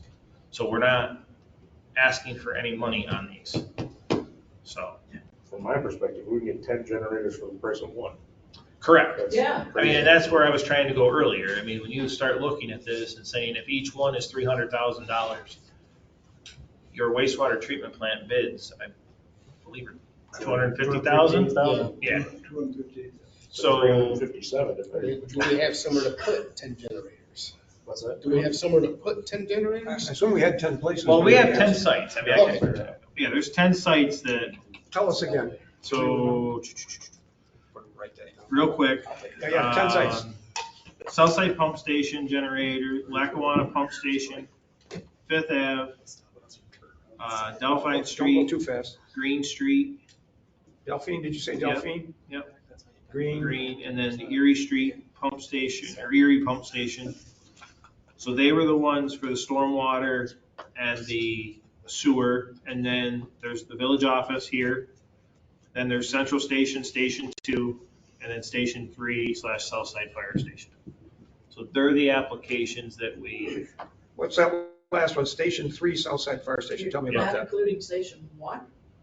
Yeah, that's Central Yeah, yeah, Station. yeah. That's Central well, Station. Central and Station 2, we were looking at one generator, whether it's 2 generators, 1 for each, or 1 single generator. It'd be What was the last one you said? You said something about Southside Station 3. Station 3 / Southside.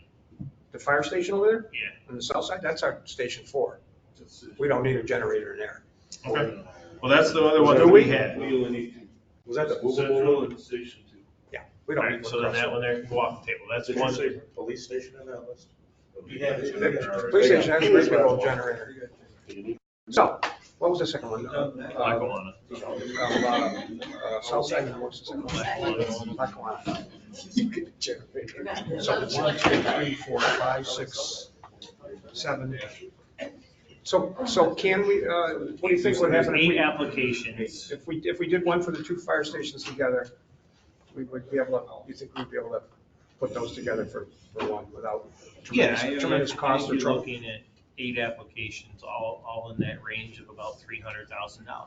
So, Mr. Mayor, I think that we should consider those 8 applications, and if in the next couple of weeks they find out that we can do portable ones, 2 more for portable ones. Well, that's including those sites that had the portables. Oh, I'm sorry. Because Tracy will be able to tell you which ones, but I believe it's like Fifth or Green. One of those ones is the. One of those sites is a portable, or 2? 1 or 2 of them, I don't know. Fifth Ave and Delphine. Fifth Ave and Delphine were going to be portable units. So you could do 1 portable for both of them. So you'd have to verify that one. Right, and that's what we're trying to verify. Tim's already called the state on that one. waiting Would for an answer we, last piece, would we have 1, 2, 3, 4, 5, 6, 7, 8? back. Right, and the portables, both those would be 1, so that would be 1 generator. Would So it'd be we- 7 generators. 7? Would we, if we're doing this, would we want to have 2 portables? Doesn't hurt if they're covered. Once again, if we can get 2 Right, if the portables. portables will happen. So is that the number we want? We would want 8, including 2 of them being portables, if we can get the portables. If we can't, then we would want 6. Right. Is that what we're sniffing? It sounds like to me. Because we can't afford not to buy it. The sale is so good, we can't afford not to. Right. As far as taking a bond, I mean, we've had bonds on the sewer plant, 15 million. Get my name out of your mouth.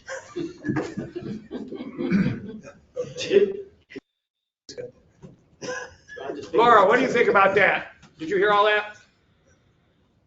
Yeah, we've talked to them and they weren't gonna do the portable ones, but if they magically are, that'd be wonderful. And you're willing to do the work to apply for portables, that's fine. But not to 10 numbers. We're talking do as many applications as needed that the village will commit, that want to commit funds to. I mean, we're ready to submit all 8 applications, Laura. So. I would think it would be a tremendous amount of work to do actually. The worst thing, a similar thing. Right. Just need clarification on the portable. Just changing the address. And we've got probably every one of these 50% done. So it's getting you guys, it's finalizing it so we know, okay, which ones do we need to take to the finish line. So we'll get the answer on the portables.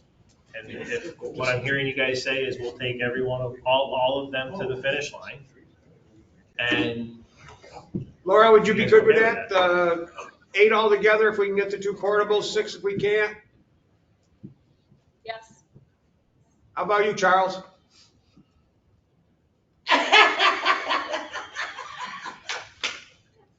The mayor's not here right now. Yeah. I'm here. I'm just trying to mess with you. Charles Bluff is yes. Did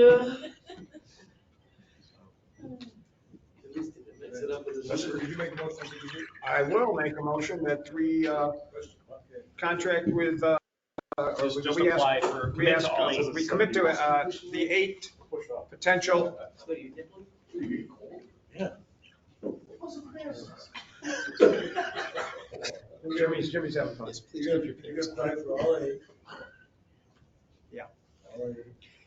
And we 2 commit to. maybe portable. 2 portable, if it's allowed, we commit to 8 generators. I think Ryan, second that. Yeah, I'll second that. Call you on adjusting. Thanks for your. I'll second that motion. Charles says I second. Oh, okay. Hey, he's got all this. Charles is on it. Get a lot of support. Oh, my God. I already had Ryan. Captain America. Okay, let's move on. Okay, so let's vote. We're voting on this. Rusty? Yes. Ron? Yes. Brad? Yes. Charles? You guys really can't. You guys really still can't. We'll have respect. He said yes. Okay. Laura?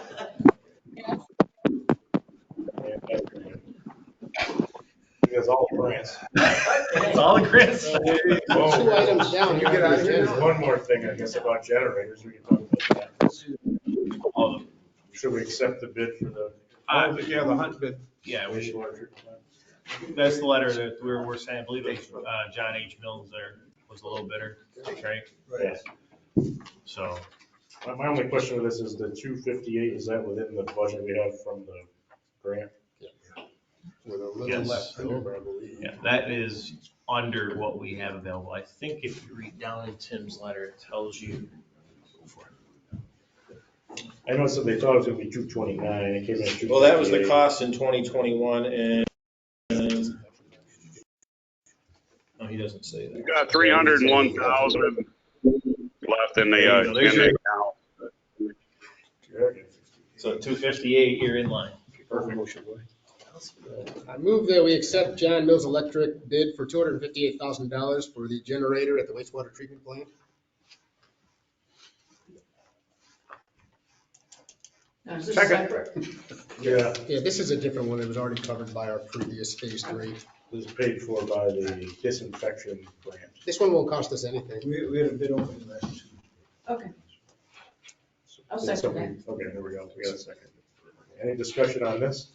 Besides, it's covered by the grant we got for the disinfection, and it's gonna power the whole plant, It's the gift that keeps on In giving. the 810. so, yeah. Good deal. We get to pay zero for this one. Well, you've got what you committed to. Yeah, whatever the grant was. Yeah, the grant requirement, but. Okay, so we will vote. Rusty? Yes. Ron? Yes. Fran? Yes. Darrell? Laura? Gotta do the deal. And yes. Gotta get Charles a better microphone. if we can keep going.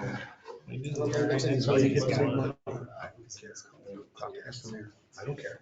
It's up to you guys. All right, DRI update. You want us to- How quick you want me to be on? Hey, we're here all night.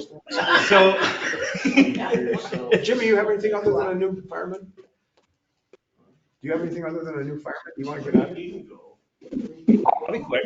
No. We had second committee meetings tonight, for the parking lot, Riverfront, Marvin Park, and the Art Park. They're the committees that are set up. So Marvin Park, the Art Park are one committee, or Marvin Park and the waterfront are one committee. And there's Art Park and parking lot. Both the parking lots, the waterfront and Marvin Park are moving forward nicely. I think we're starting to hone in on what the needs are for each one of them and have some consensus at the committee levels.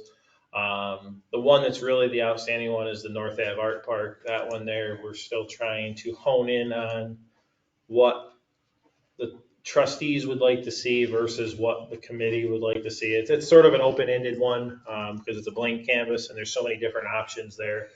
So we're trying to refine that one a little bit more. I can talk about that more if you want me to, but the big thing there is the sculptures versus amphitheater and stuff and the infrastructure that's there. But Marvin Park, we're in good shape. Everything in Marvin Park waterfront, the parking lots, we're looking at like a September, October bid package. Other than the exceptions to those is the fire station, Central Ave, and then this Court Street, Lake Street sewer project. So those two we're advancing faster and should have documents here at your June meeting for you guys to send that to bid. The fire station right now, the only thing that is outstanding is the bid design of the clock tower. That estimate from John H. Mills for that was about $80,000 to $100,000 for them to rehab it and refurbish it or tear it down and replace it. So either a rehab or a full replacement. The big issue with that is it is a historic piece of the structure. So we got to go through SHPO and everything to get through that. The flat roof piece is all designed. We have a quote back from Mills for a 30-year EPM or EDPM roof. It's $206,000. So just over what we have allocated for DRI.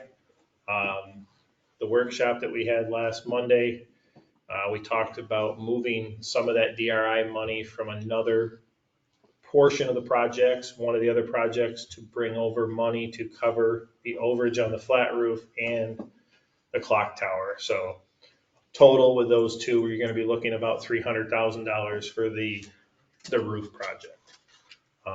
Like I said, and that one there, I mean, should be ready to go to bid here at your next meeting, because we're just finalizing the documents for the clock tower after the inspection report come back. So. For the sewer line projects? Yes, I need to get you easement stuff. Yeah, and I have significant doubts that the project would be able to go forward this summer because we have to track down all the easements. We don't anticipate it really going forward with material lead times anyways. I mean, we're 26 weeks for pipe materials. Okay. So, I mean, it would be nice for it to go forward this summer, but I know what you're talking about with the easements too, so. Yeah, it just to set really managed expectations here. Could take more than a year, depending on how many people we have to track down and to even have the legal authority to do the project. I hope it will take less, but I just want to. Yeah. Well, and right now with the line there, it's basically that line sits, other than where it's on the Court Street parking lot is on private property, all the way up through there. So that alley that's back in there is all individual private lots coming off of Lake Street. I think there's 10 or 12 different property owners there that we have to contend with and deal with. Hopefully it'll be smooth. Yeah, They all want it. Yeah. I got my fingers crossed that it will be smooth as they all want. You all want it, so that's a good thing. But Streetlights. streetlights, I have the draft work from our sub Watson. The only thing is Fred, I don't know when you have some time to show them the receptacles downtown. What are we talking about? For Front Street and like Lake Street, Church Street, the area like where the Strawberry Fest happens, for the electrical outlets that are on the light poles. Yeah, they're up and working. We put new boxes on it, and Rick has got in front of Carol's. That's done and ready to go. The new boxes in for the green poles. So we don't have any improvements there about the lights have to be on for the outlets to work then? Yes, they have to be on in the box.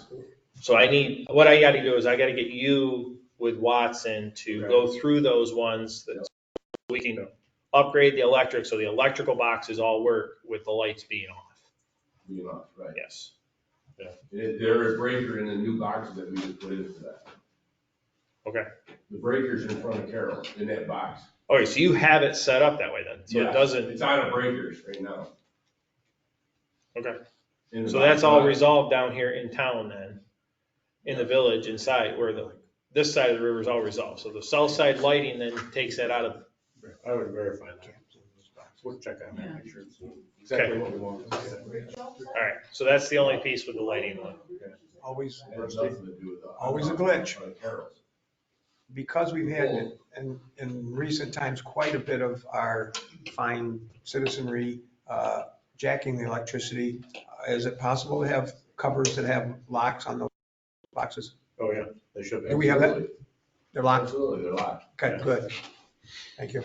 Thanks for being on the ball, Fred. No problem. But are you talking about the ones in front of Carol's down Front Street? I don't know where these are. I have been told as part of the DRI project, there's. Jeff knew where they all were.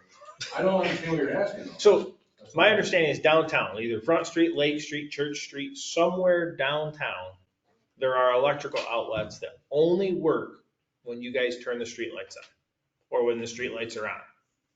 The outlets on those poles only You're talking work. about the green steel poles, not the poles that we've been through with the LED lights. No, these are little bitty poles downtown. The green lights. Yeah. The green steel poles. Yeah, the little short poles. Aluminum, yeah. Yes, they're working on by Carol on Front Street. That's where we just put new breakers in that box. Okay. It's been rotted out for years. Can you turn the outlets on without the lights on? Yes.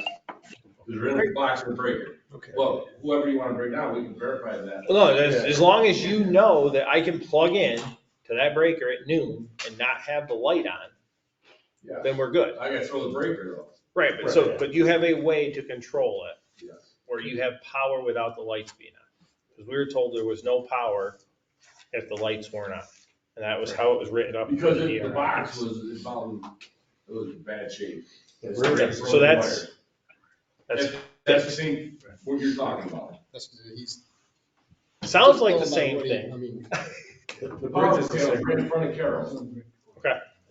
does any of this leach over into Court Street? I mean, I don't know where these outlets are. And that was. I know a little bit about it. When we were organizing the Lights on the River, we would work with the DPW and we would get walkie-talkies. And at 6 o'clock, when Santa flips the switch, there are 10 of us elves who go to those boxes, electric boxes, and flip the switches at the same time so that all the lights can come on at 6 o'clock. So there's boxes. No, right.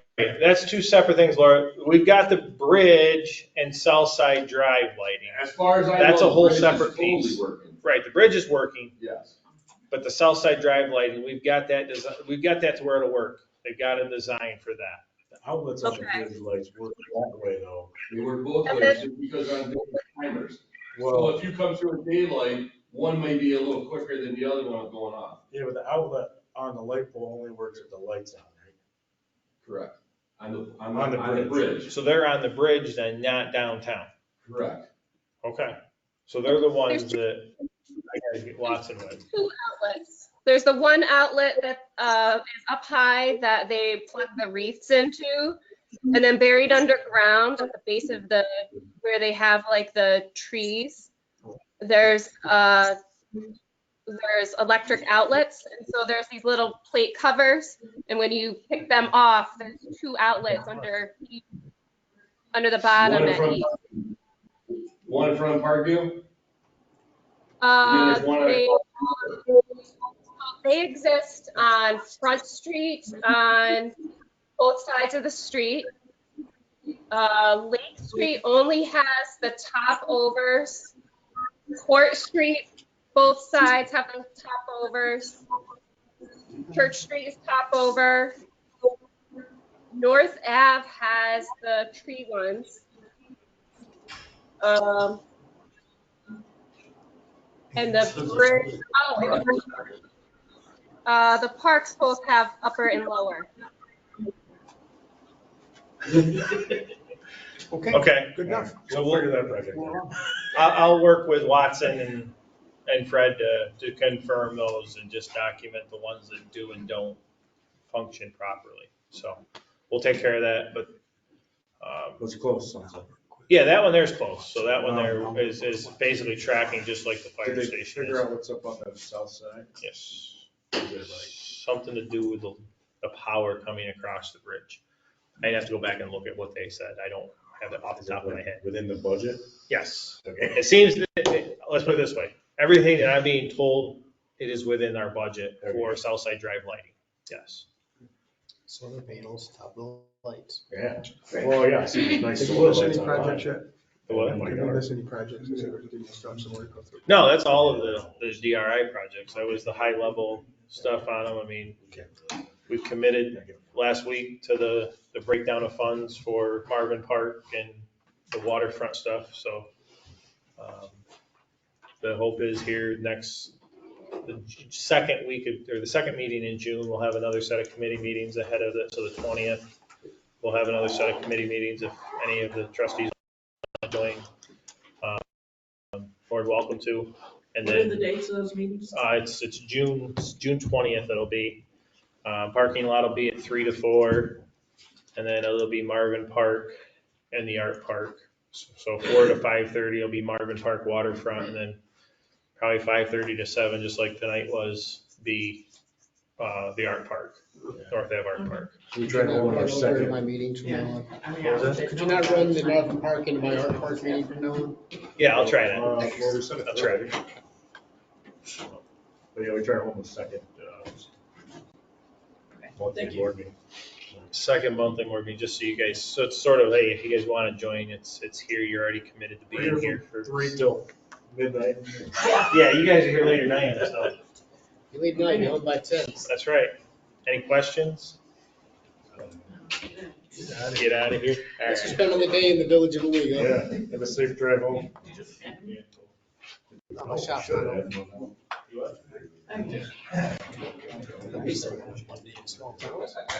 All right, we'll do department head reports. We'll start with G.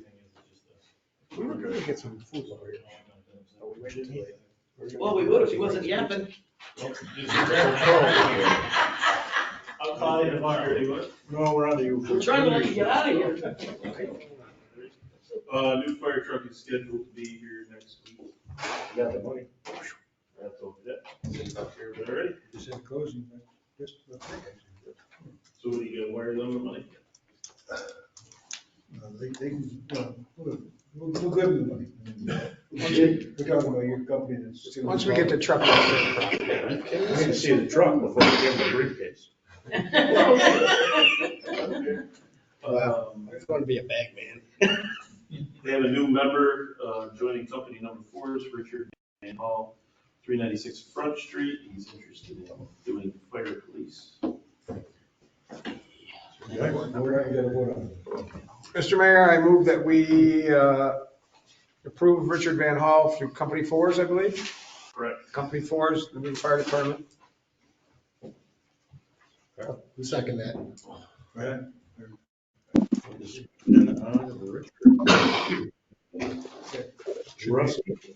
Should be Company 5s. Yes.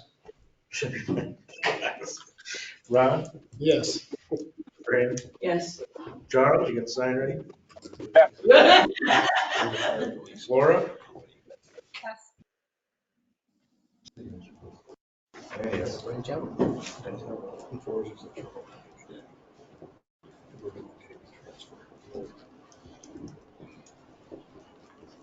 We got a chance to look over the emergency plan and look at us. Okay. Thank you. That was a fun read. Yeah, we got winch over here. Anything else, Jimmy? Don't have any, police matters, do you? Glad he's had time to chill with us and not go apprehend anybody. I know. And call us. Other than being busy, you got nothing. Yeah, you guys were busy then.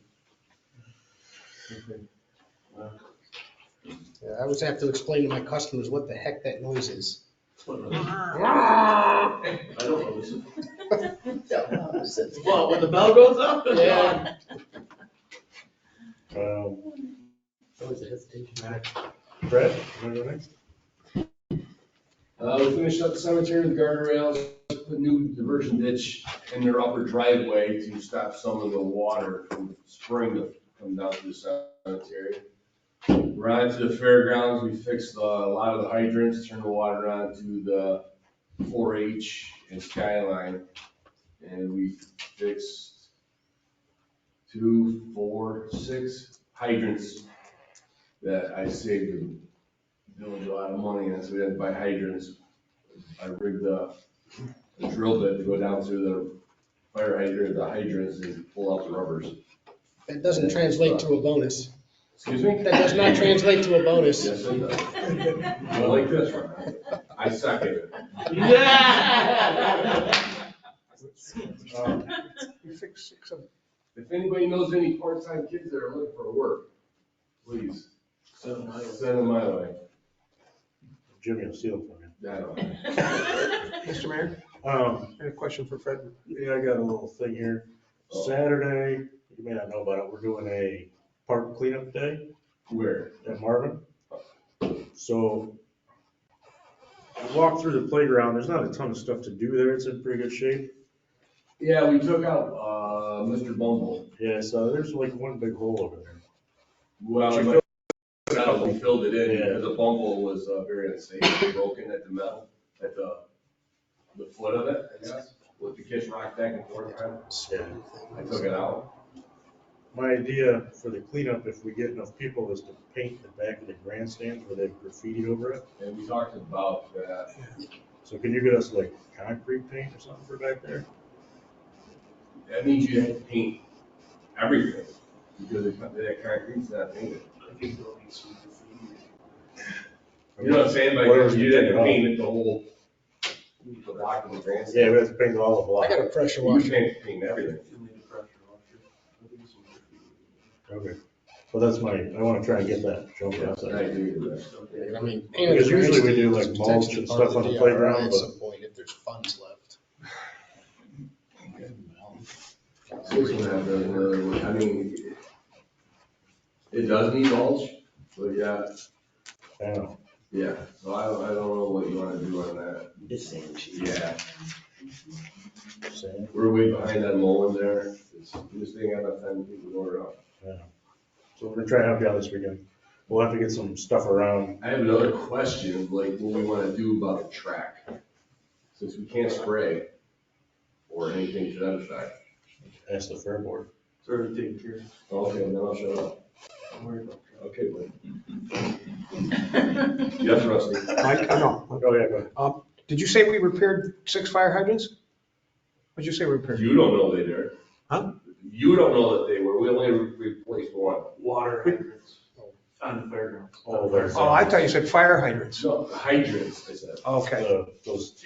Yeah, the ones that monster truck, you ripped it out, so we Okay, thank you. replaced that one, but. No, it scared me. Okay. That $600 deductible didn't cover They didn't pay for being here when they were That supposed covered to. your drill. So as a fair, we're all set, other than cleaning it up. So everybody that will be using the hydrants are good to go. Okay. The water spigot things. Yes, the hydrants, we call them hydrants. but Oh, I was scared that we were repairing hydrants. Rusty, you with gotta turn water. up that, on the right side of your ear, turn up that hearing aid. So, I see you go like this. He twitches once in a while. so as I know how many volunteers we're gonna have, I'll get with you this week Yeah. to get some stuff over there to, whatever we need, power washers, paint. Yeah, because I didn't know what you wanted to do, because we talked about it at the last meeting. If we painted it, we'd have to paint all the block, because there's no paint on it at all. I like the graffiti removal idea. Yeah, I do Now, too. we get the little guy that put it on there to do it, that'd be great. Right. Either that or get them to do graffiti that's tasteful. Oh, Yeah, that would be better. on your playground mulch, you realize you can use harsh mulch. Yeah. Can't use chip. Yeah. Because of Going the for that. splinters. Sticking. That's what I was talking about, that you're, So I don't know what you need more help with as far as you know, to be honest with you. spread mulch or. I mean, not really. There's only gonna be 2 of us, because I'm missing 2 kids, and the cemetery's gotta get done by Memorial Day.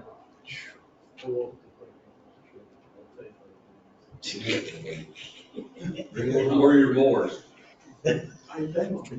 Just one spot you can mow. Hey. Oh, sorry. So we'll get with you on that, figure out what. Weeding around the pool, that's what's getting. Yeah, I actually don't look too bad. The pool gets weedy. Hey, Ron. Ron? Can you hear me? Ron, can you hear me? Kinda. Just don't move. I was just saying that what you just said is not a bad idea. If we can commission one of those graffiti artists to actually paint something on the back of that grandstand, and it's positive. And it will probably stop any of those from doing it. I think they work so good. It's not a bad idea. Don't stop anybody. Encourage them. So New York City, like graffiti artists paint the building, so they.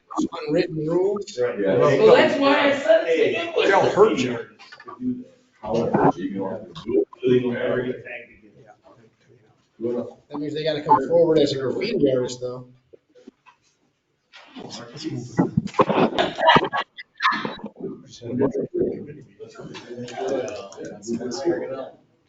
Yeah. Let's hear Like we have the fish on the, Yeah, I like that. on the bathroom. Yeah, that's what I'm talking about. Just do us a little- That's not graffiti, that's a mural. Whatever they call it.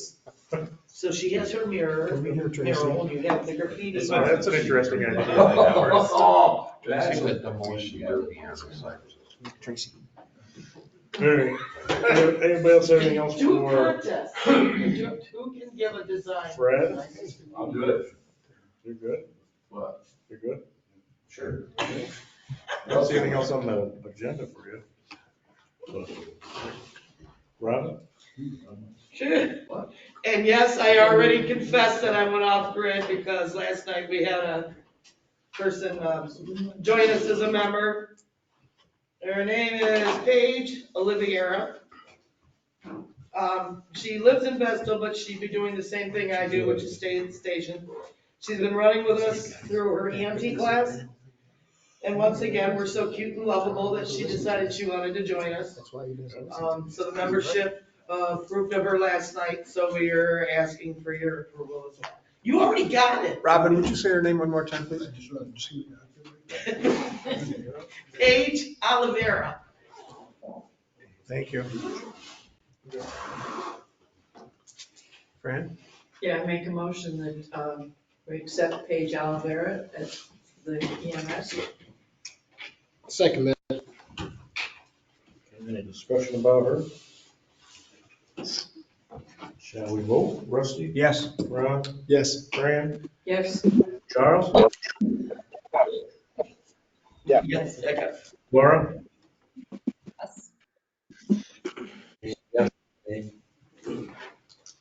Okay, 2033 is back, sort of, kind of. Came back, parked it in the bay. The electronics that they supposedly fixed, all of a sudden, nothing was working electronically in the back after all the money. So once I got over my stroke, we had them come down. It ended up being a quick fix with a fuse behind the seat. Thank you God for that. But now it doesn't want to start. It tries to start, but it won't catch over. We're assuming it's probably the oil filter pump that there was before on 3.2, because that seems to be a common thing that likes to go. So that's where that sits right now. They'll be out tomorrow to repair that, and we'll be up and running with that. Last night was, through the OAS membership, was the elections for officers. And I am not on there, so the changes are going to be, because I did not want to do this again. The different changes that are going to be there is the captain is going to be Paul Cole, co-captain Stephanie Cole. Who's the captain? Paul Cole, Stephanie Cole, co-captain, and Becky Roden will be taking over as secretary. Becky. Director C was going to be Earl Hartman. What was Becky's name? Becky Roden. Thank you. So what's our procedure with that? It has to be approved by you guys. You can accept the slate, you can do it individually, you can reject them all. And have my resignation. The last time we did this, I recommended that I can't remember, for a couple different slates, a couple different things, I recommended that we not do it immediately. What happens if we don't do it immediately? I don't know. Who runs the department for that?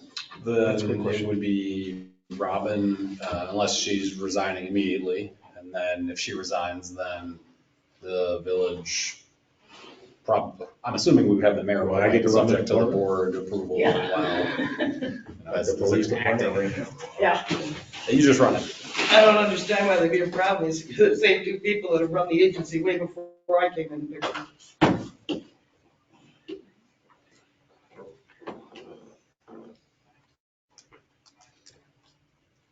And I was gonna ask that obvious, there's no issue with them being married.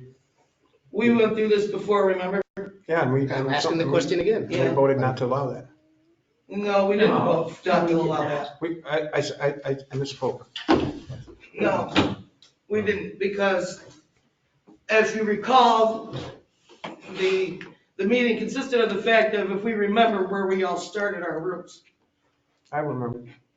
This is a family-run thing from the very Quite well. beginning. I guess And there's my- numerous husband and wife teams in that agency.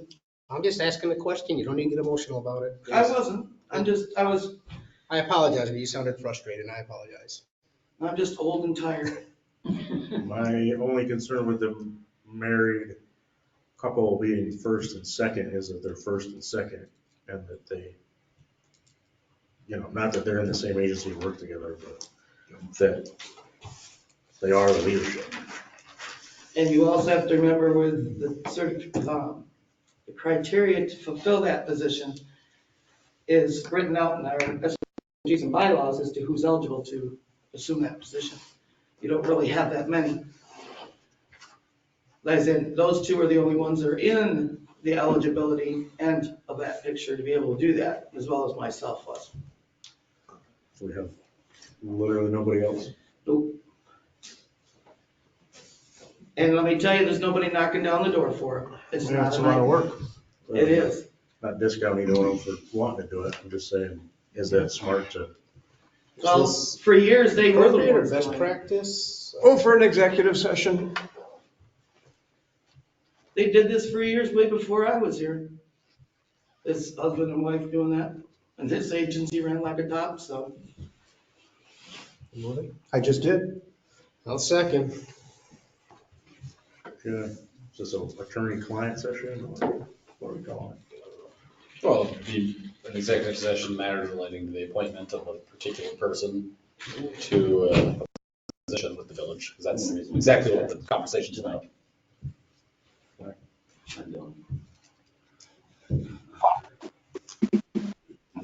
And now, are you gonna, assuming that there's a motion, a vote to approve what you're doing now, are you gonna wait till the end? Wait, we've had a lot of people. Don't worry. It's gonna be hard with people online. I think we should do it now. We can do it now. First, you gotta vote on it. Let's vote on it. Rusty? Yes. Ron? Yes. Fran? Yes. Charles? How long is it gonna work? How long is it? I have to go to work. I don't know. Hopefully not long. Stay as long as I can. I got it. We're gonna do it right now. We do it.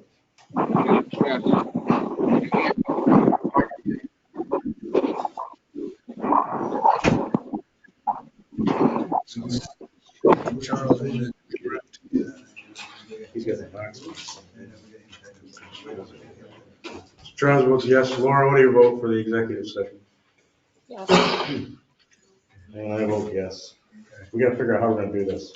Go to the room and call them on their cell phones. Yeah. So I'm gonna have to call you guys, or multiple of us are gonna have to call you guys. Have them turn their video cameras off. So turn off, make sure you're muted and turn off your cameras. I'll mute us here.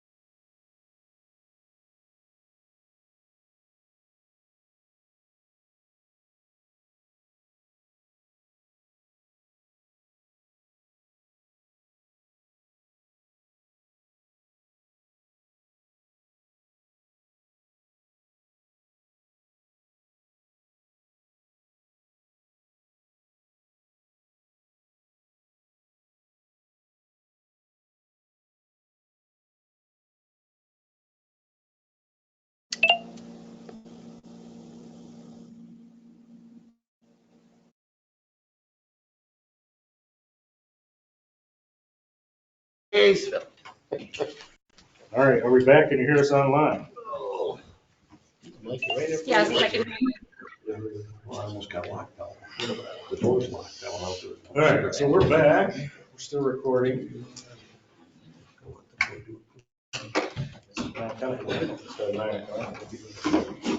Where'd Rod go? Where's our treasurer? Oh, clerk? Rodney. He's in the other room. He's playing on the computer, doing his thing. I don't know where he gets these 40s of Pepsi. You can't even get caffeine-free Pepsi in a bottle, other than a 2-liter anymore. Really? No, ever since before the COVID, they got rid of it. You can get diet caffeine-free, but you can't get caffeine-free. Those big In cans fact, they we have sell a- at community shop. You know, like you count like you count the beans, you know, like you count the jelly beans in a jar? Well, we're having a contest, it's lifelong, how many Pepsis Rodney has drank in his life. And let me tell you, it's a number that's out of the stratosphere. I'm up there with my Mountain Dew Street. Well, what about? Trying to cut back. Cars do Jeff spend.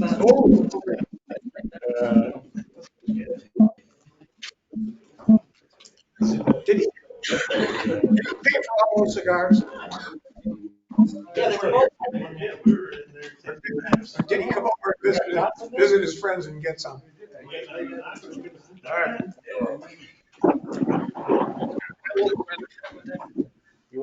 Yep. 10:07. Oh, yeah. Back to regular. Yeah, I make a motion that, the board accept, Captain, and, well, Paul Cole, co-captain Stephanie Cole, first lieutenant, Christine Van Wagen, second lieutenant Adam Johnson, and Sergeant Jeff Van Wagen. For EMS, for this next year. And the treasurer, No, we don't. We're not gonna do that because it's the membership. Okay. I'll second that. Okay, any discussion? So we'll vote. Ron? Yes. Fran? Yes. Charles? Yes. Laura? Yes. Rusty? No. And yes. Okay. All right. Anything else? No. We're still department head reports. Had to wait a long time for that. We admit Yeah, that you yet. I can change the date around. So,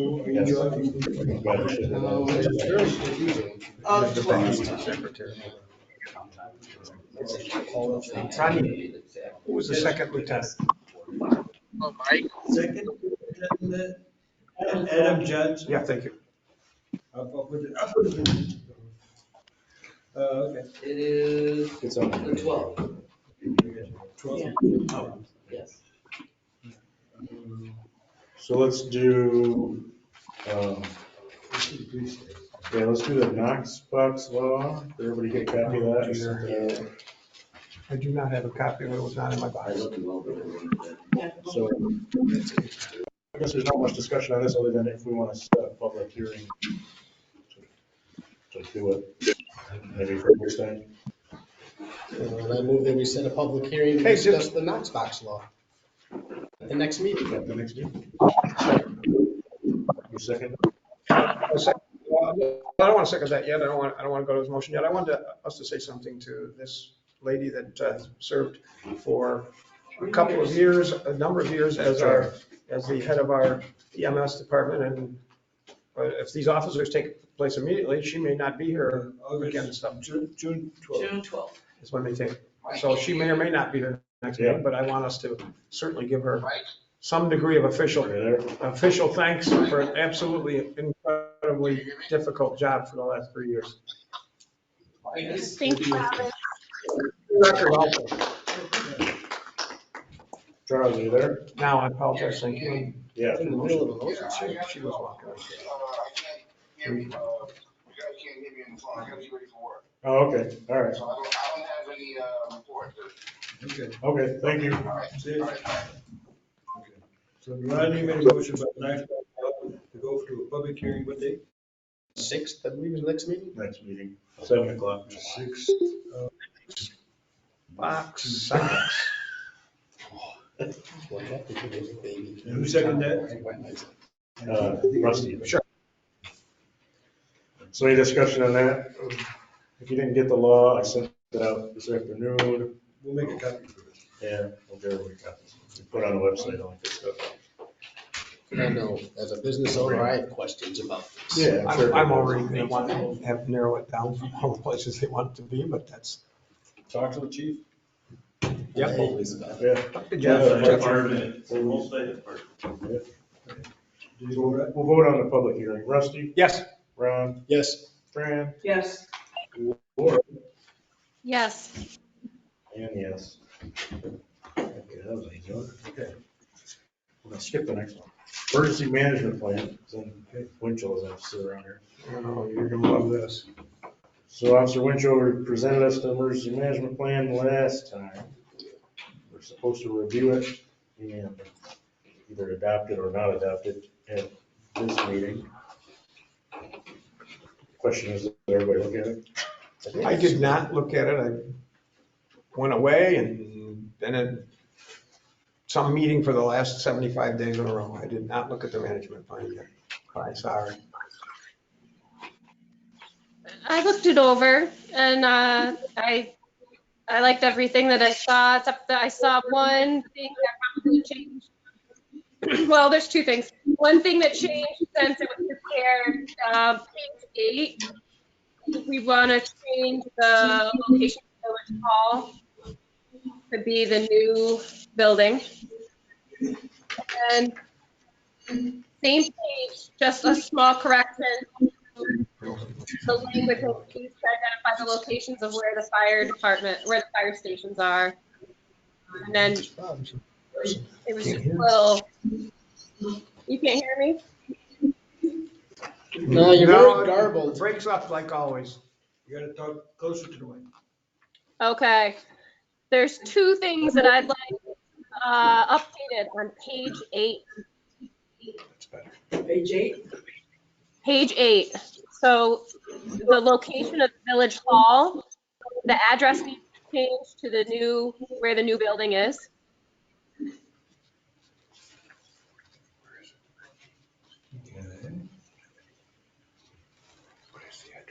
Where do you see the address? 178 Main Street.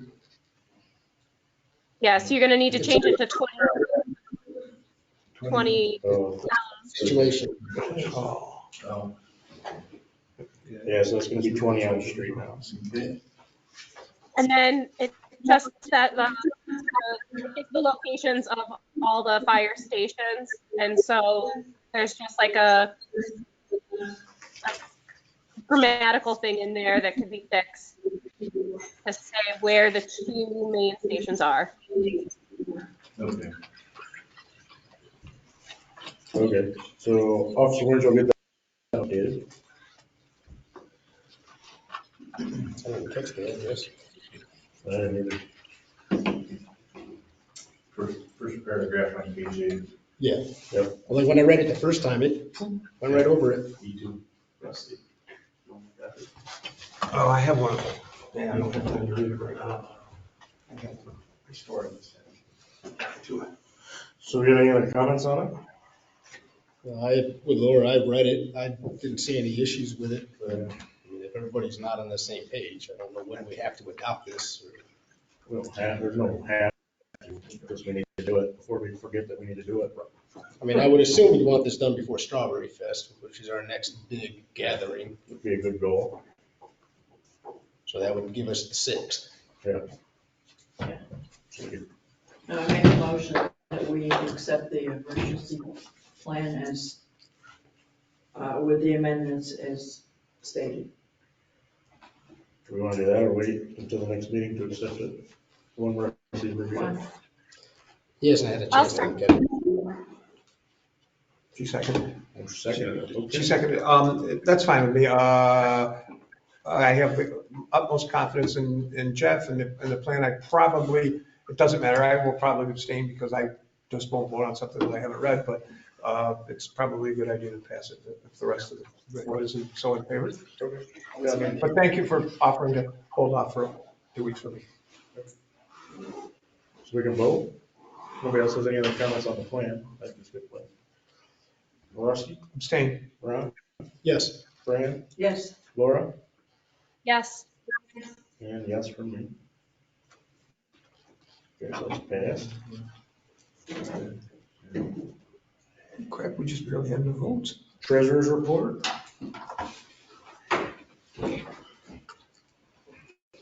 Get this out of the way, then we'll come back around. We got the PBA contract.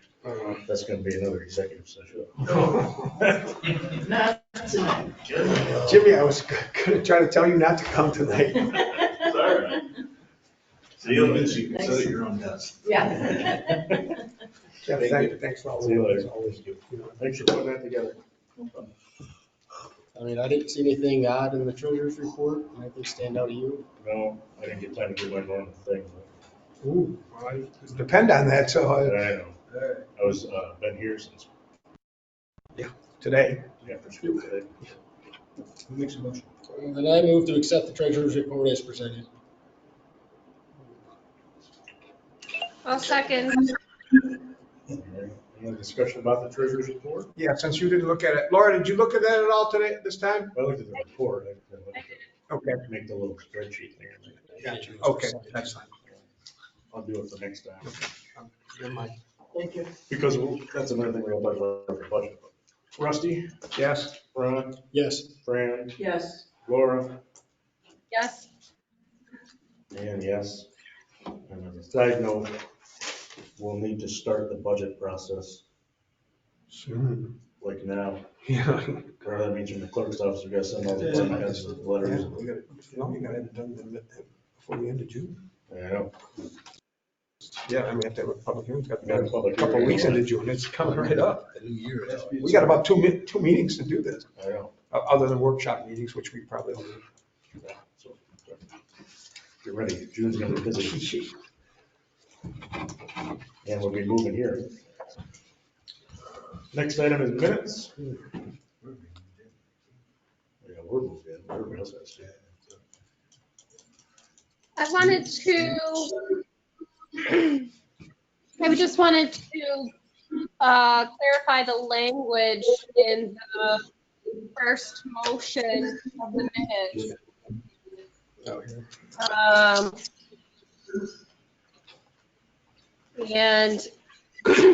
that was,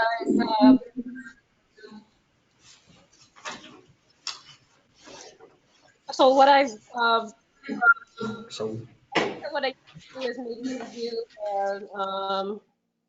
either the video or I went back and I have my notes of what I read, of what I said. And so I could do that to replace what's included, just because what I said at the meeting was included more information. But it's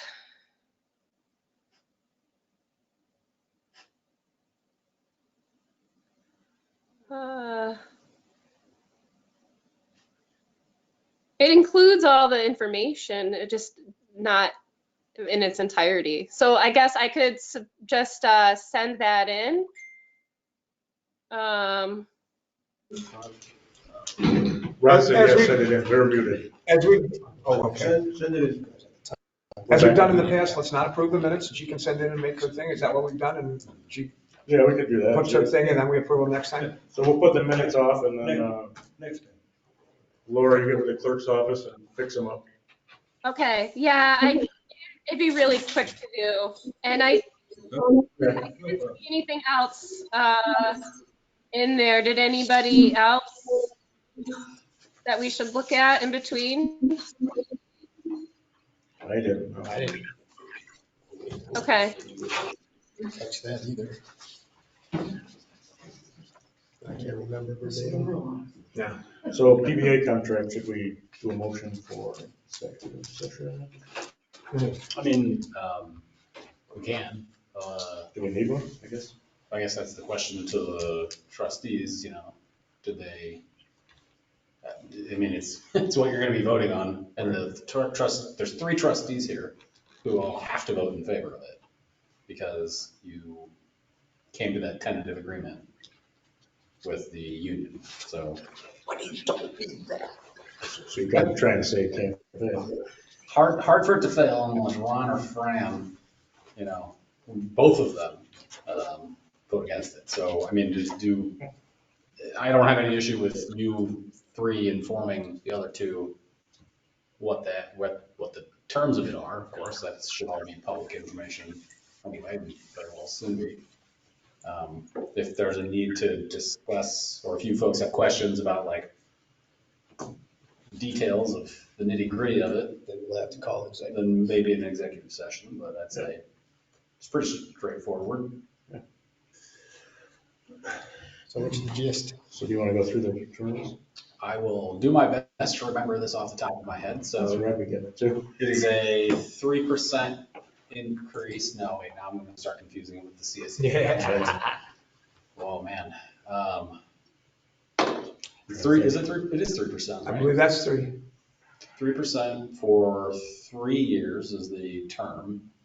There was an agreement to move to the Tompkins County Health Consortium without any issue. That had been a grievance that was filed. They're withdrawing their pending grievances as part of this. Oh, gosh. I'm not remembering more than that, because those are the big issues. Changing holidays, anything of that sort? Juneteenth Yes, was added as a holiday. Juneteenth. Mm. The search on my phone. Do anything with health insurance, HSA? I have it. I'm not getting a lot of instilled faith in your negotiators.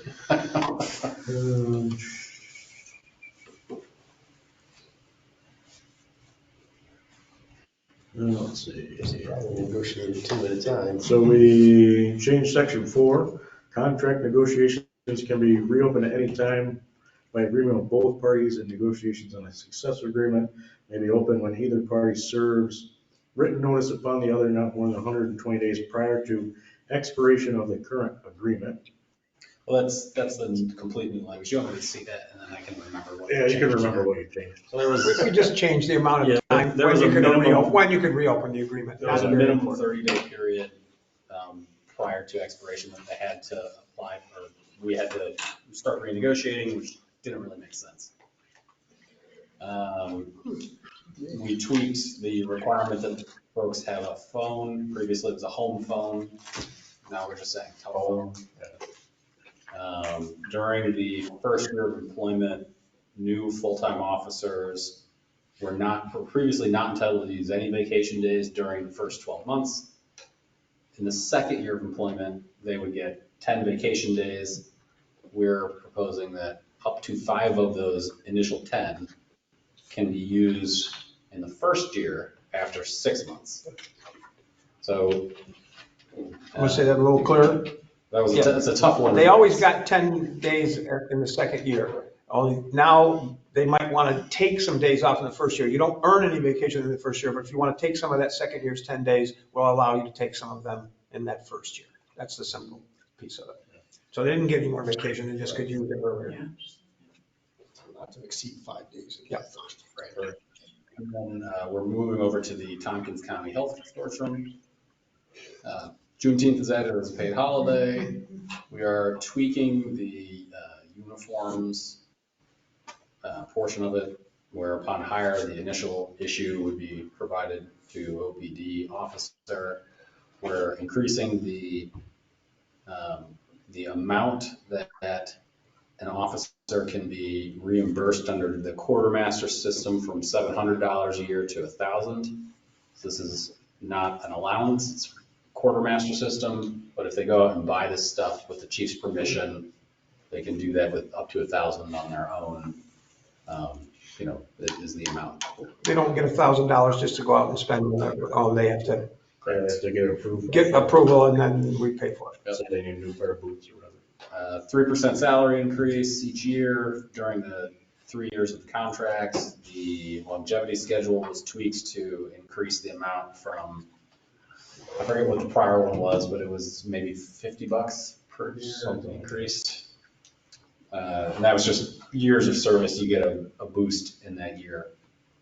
A very small increase. Very small increase. The shift premium was increased as well. Very small. Very small.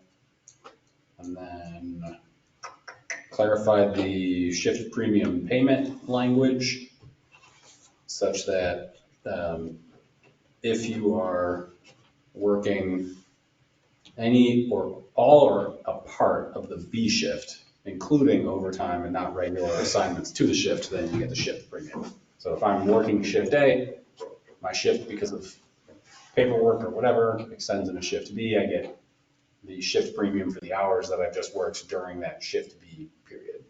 So it's not for the whole period. Not for the whole period. Tweaked personnel evaluations language just to more properly clarify who's doing what there. And then retired officers who are under an MOA with the village will get 80 hours of vacation time effective August 1st, 2021. So just to clarify, right, this agreement has been in negotiation since 2020, August 1st. So we've settled it. We've got 3 years from then. So in another year and a half, we'll be renegotiating it again. So that's. We have two guys that are that are retired that they have an agreement that they can work full-time and they get 2 weeks vacation a year. Just those two fellows, not the other part-timers. Now, did we give a fifth? Did we give a chunk of change to them? Yeah. Yes, there is a $2,000 one-time payment to officers who, full-time, only union members here, who were employed, I think, during, I forget exactly what the date was, but how many full-time officers we have? Two, three. Yeah, $12,000 payment to them as a one-time bonus. So that's it. That's the new.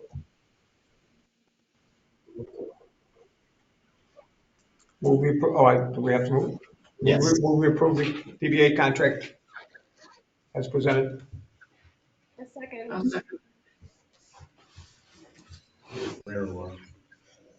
Any other discussion on the PBA contract? Rusty? Ask us anyways, even though Nate said we couldn't vote against it. Yes. Ron? Yes. Fran? Yes. Laura? Yes. And yes.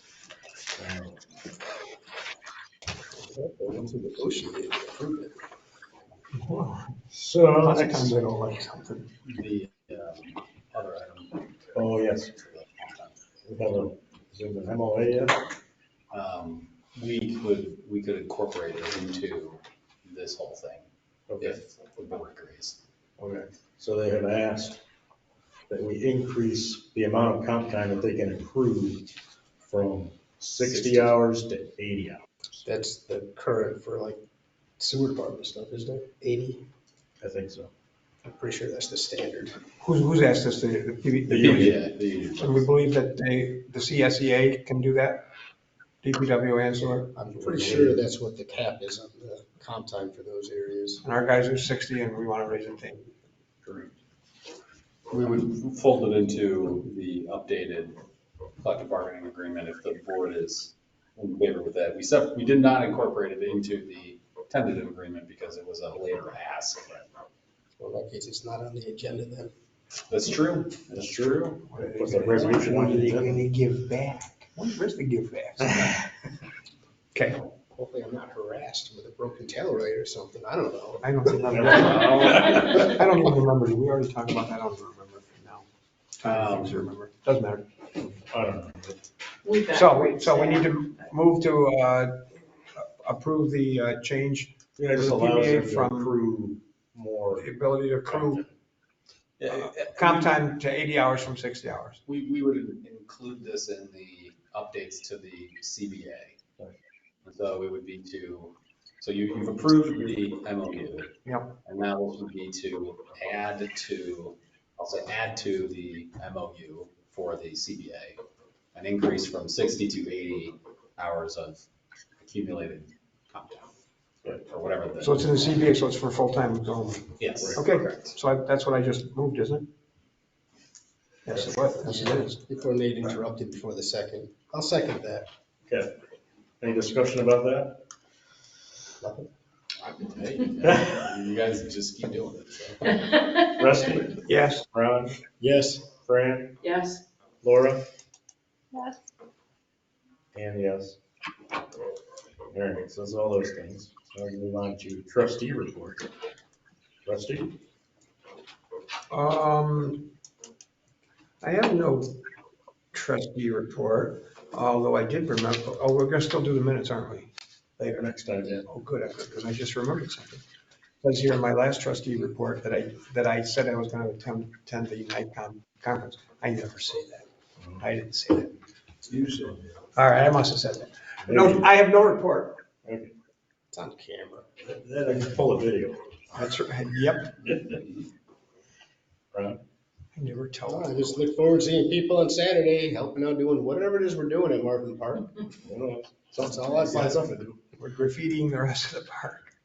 Not spray paint. Fran?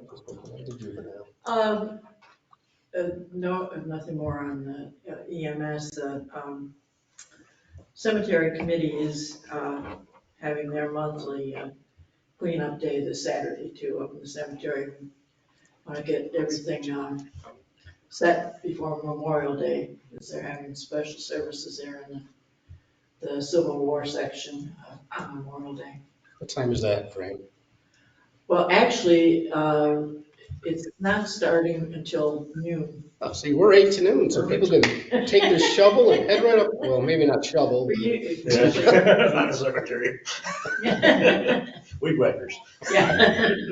No, we can't use any power tools. I gotta say, I really enjoyed the guardrails up, and I went back up and it Oh, made isn't me it feel so wonderful? much more secure. Yes, yeah, no, I thoroughly, and thrilled with what Fred's been doing. He's just doing a great job in the cemetery and all over town too, really. At Nikon, I attended a session on funding, New York State funding for housing. I walked away from that more confused than I, when I walked in. Probably. They talked about a dozen different types of funding and using all these acronyms. Yeah, I can't Leave keep it up track of to their alphabet. Gene Tyler to figure that out. GBBB. Yeah, and attended the session on cannabis, and there's really, they haven't got any further along with their rules than they did last year. Supposedly, they're supposed to have something pinned down within another month. But last year, they said by September of last year, they were gonna have. So anyway, and also attended the open meetings law session, and that is something that we need to address. I gave copies of that to You know, I the forgot mayor. in my house, so I can get it back to you. Yeah, no, that's all right, but we do have have to come up with how we want to deal with the Zoom sessions, and we have to have a public hearing on what our law is gonna be, and so we got a couple more weeks, by June the 8th. They just extended it to the 14th Oh, the 14th, okay, well, to the 14th. today. That's when the emergency rules are up, so. Yeah. Anyway, so. I'll let the mayor bring that up when it's appropriate. Yeah, I don't know, we have to. Wait, not tonight. Not tonight. Get tired. Hold on. We have to go local law if we want to do it, so. Okay, you're done. Laura? Tomorrow, I'm gonna virtually attend the branding meeting. And then Thursday, I'm doing another training for Seeker stuff, get my continuing education credits. So if anybody else wants to join the Seeker thing, you know, it's free. I think it starts at 5:30 on Thursday. And Elaine has been sending out links. I can forward that out. But that's it for me today. All right. Communications, one thing I had, just as a communication, there is a land bank meeting, which are open to the public, meetings like our board meetings, 4 o'clock Wednesday, 56 Main Street in the Economic Development Conference Room. So it's upstairs in the conference room, not in the big auditorium. You know, people have jobs. Me too, when I gotta be there. We have to move the train meeting. I didn't realize the same day. Same time. That's okay. I have a meeting after at 7 o'clock, so Yeah. works for me.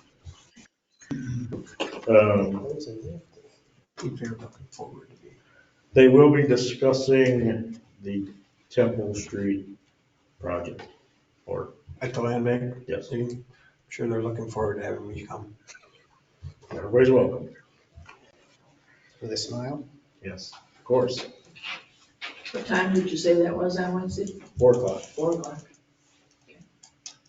Will that As a developer interested in something. Because I think I'm not sure if I'm going to be cleared for public vote. I think it's only in person. I'm not sure if there's a virtual option. We can ask Brittany. Brittany is the,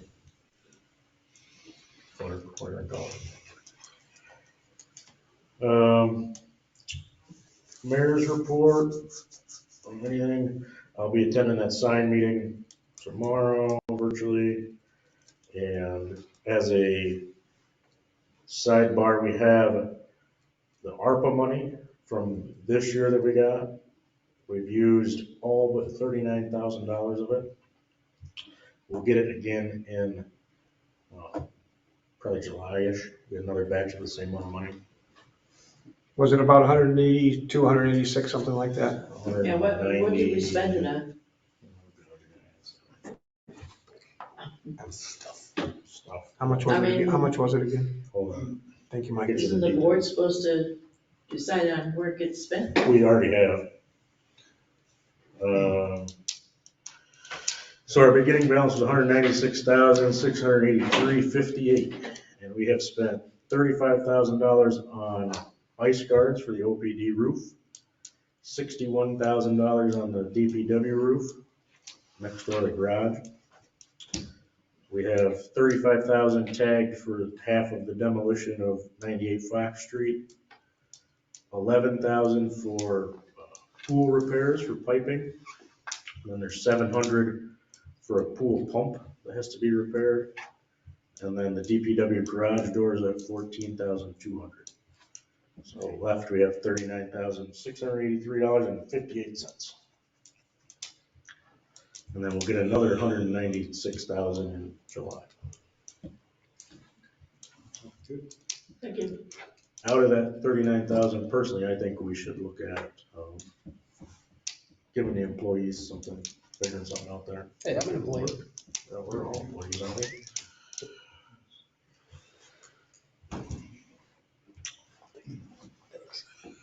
Attorney here gets paid plenty of. Yeah, we pay you. Okay. Pay you plenty. That wasn't in the contract. We had to close on the fire truck. Oh, yes, we did. They may come today, they wired the money in. So we're all set when that comes. So, and they're supposed to come the end of the week, so we're on the fire truck. We financed we could have borrowed $350, we ended up about $330. All we gotta do is pay back. That's right. Oh, that's the easy part. Oh, yeah, definitely. And the budget stuff will be coming up. So get ready, Drew's gonna be busy. Yeah. Seems like May was busy. Drew's gonna be worse. And our move date here for DPW is the 30th of this month, or 31st, because 30th is Memorial Day. I don't have an office, it's gotta be moved to you. And then the clerk's office will move here June 1st, so. I'll carry the mailbox in my car, I got it. We're only 6 months late. Yes, pretty good. At least it's nice weather. Yeah, it's nicer weather now to move stuff than the middle of winter, so. Yeah, we keep doing boxing stuff up, we got ordered tons of boxes, it's just one filing cabinet, you need 10 boxes, one for one filing cabinet. There's a lot of stuff that's in there. Yeah. Digitalized by now? Digitized? Is that everything? Is that a word? Yeah, that's what I said. Well, you got Mike? All right, public comment, last thing. Debbie, anything? The only public left. Anything? Nothing I can think of. Okay. Now, Move are to we adjourn. having a parade Memorial Day or not? Yes. I think you approved it. The VFW parade, we approved that. We did approve it. Our normal Memorial Day parade. So. Lining up down Temple again. Move to adjourn. I'm sure it's the same deal. Are we walking this year? Is that the? We're riding. If we're riding, you gotta let me know. I don't mind walking, I just wanna know what I'm doing. Still no good adjourn. I'm not chasing down the gator. 10:42. Do we have a motion to adjourn? I just did. All right. Somebody seconded that. I don't think we need to. Thanks, Laura. All right. See you. Good night. That was fun. Adjourning is not.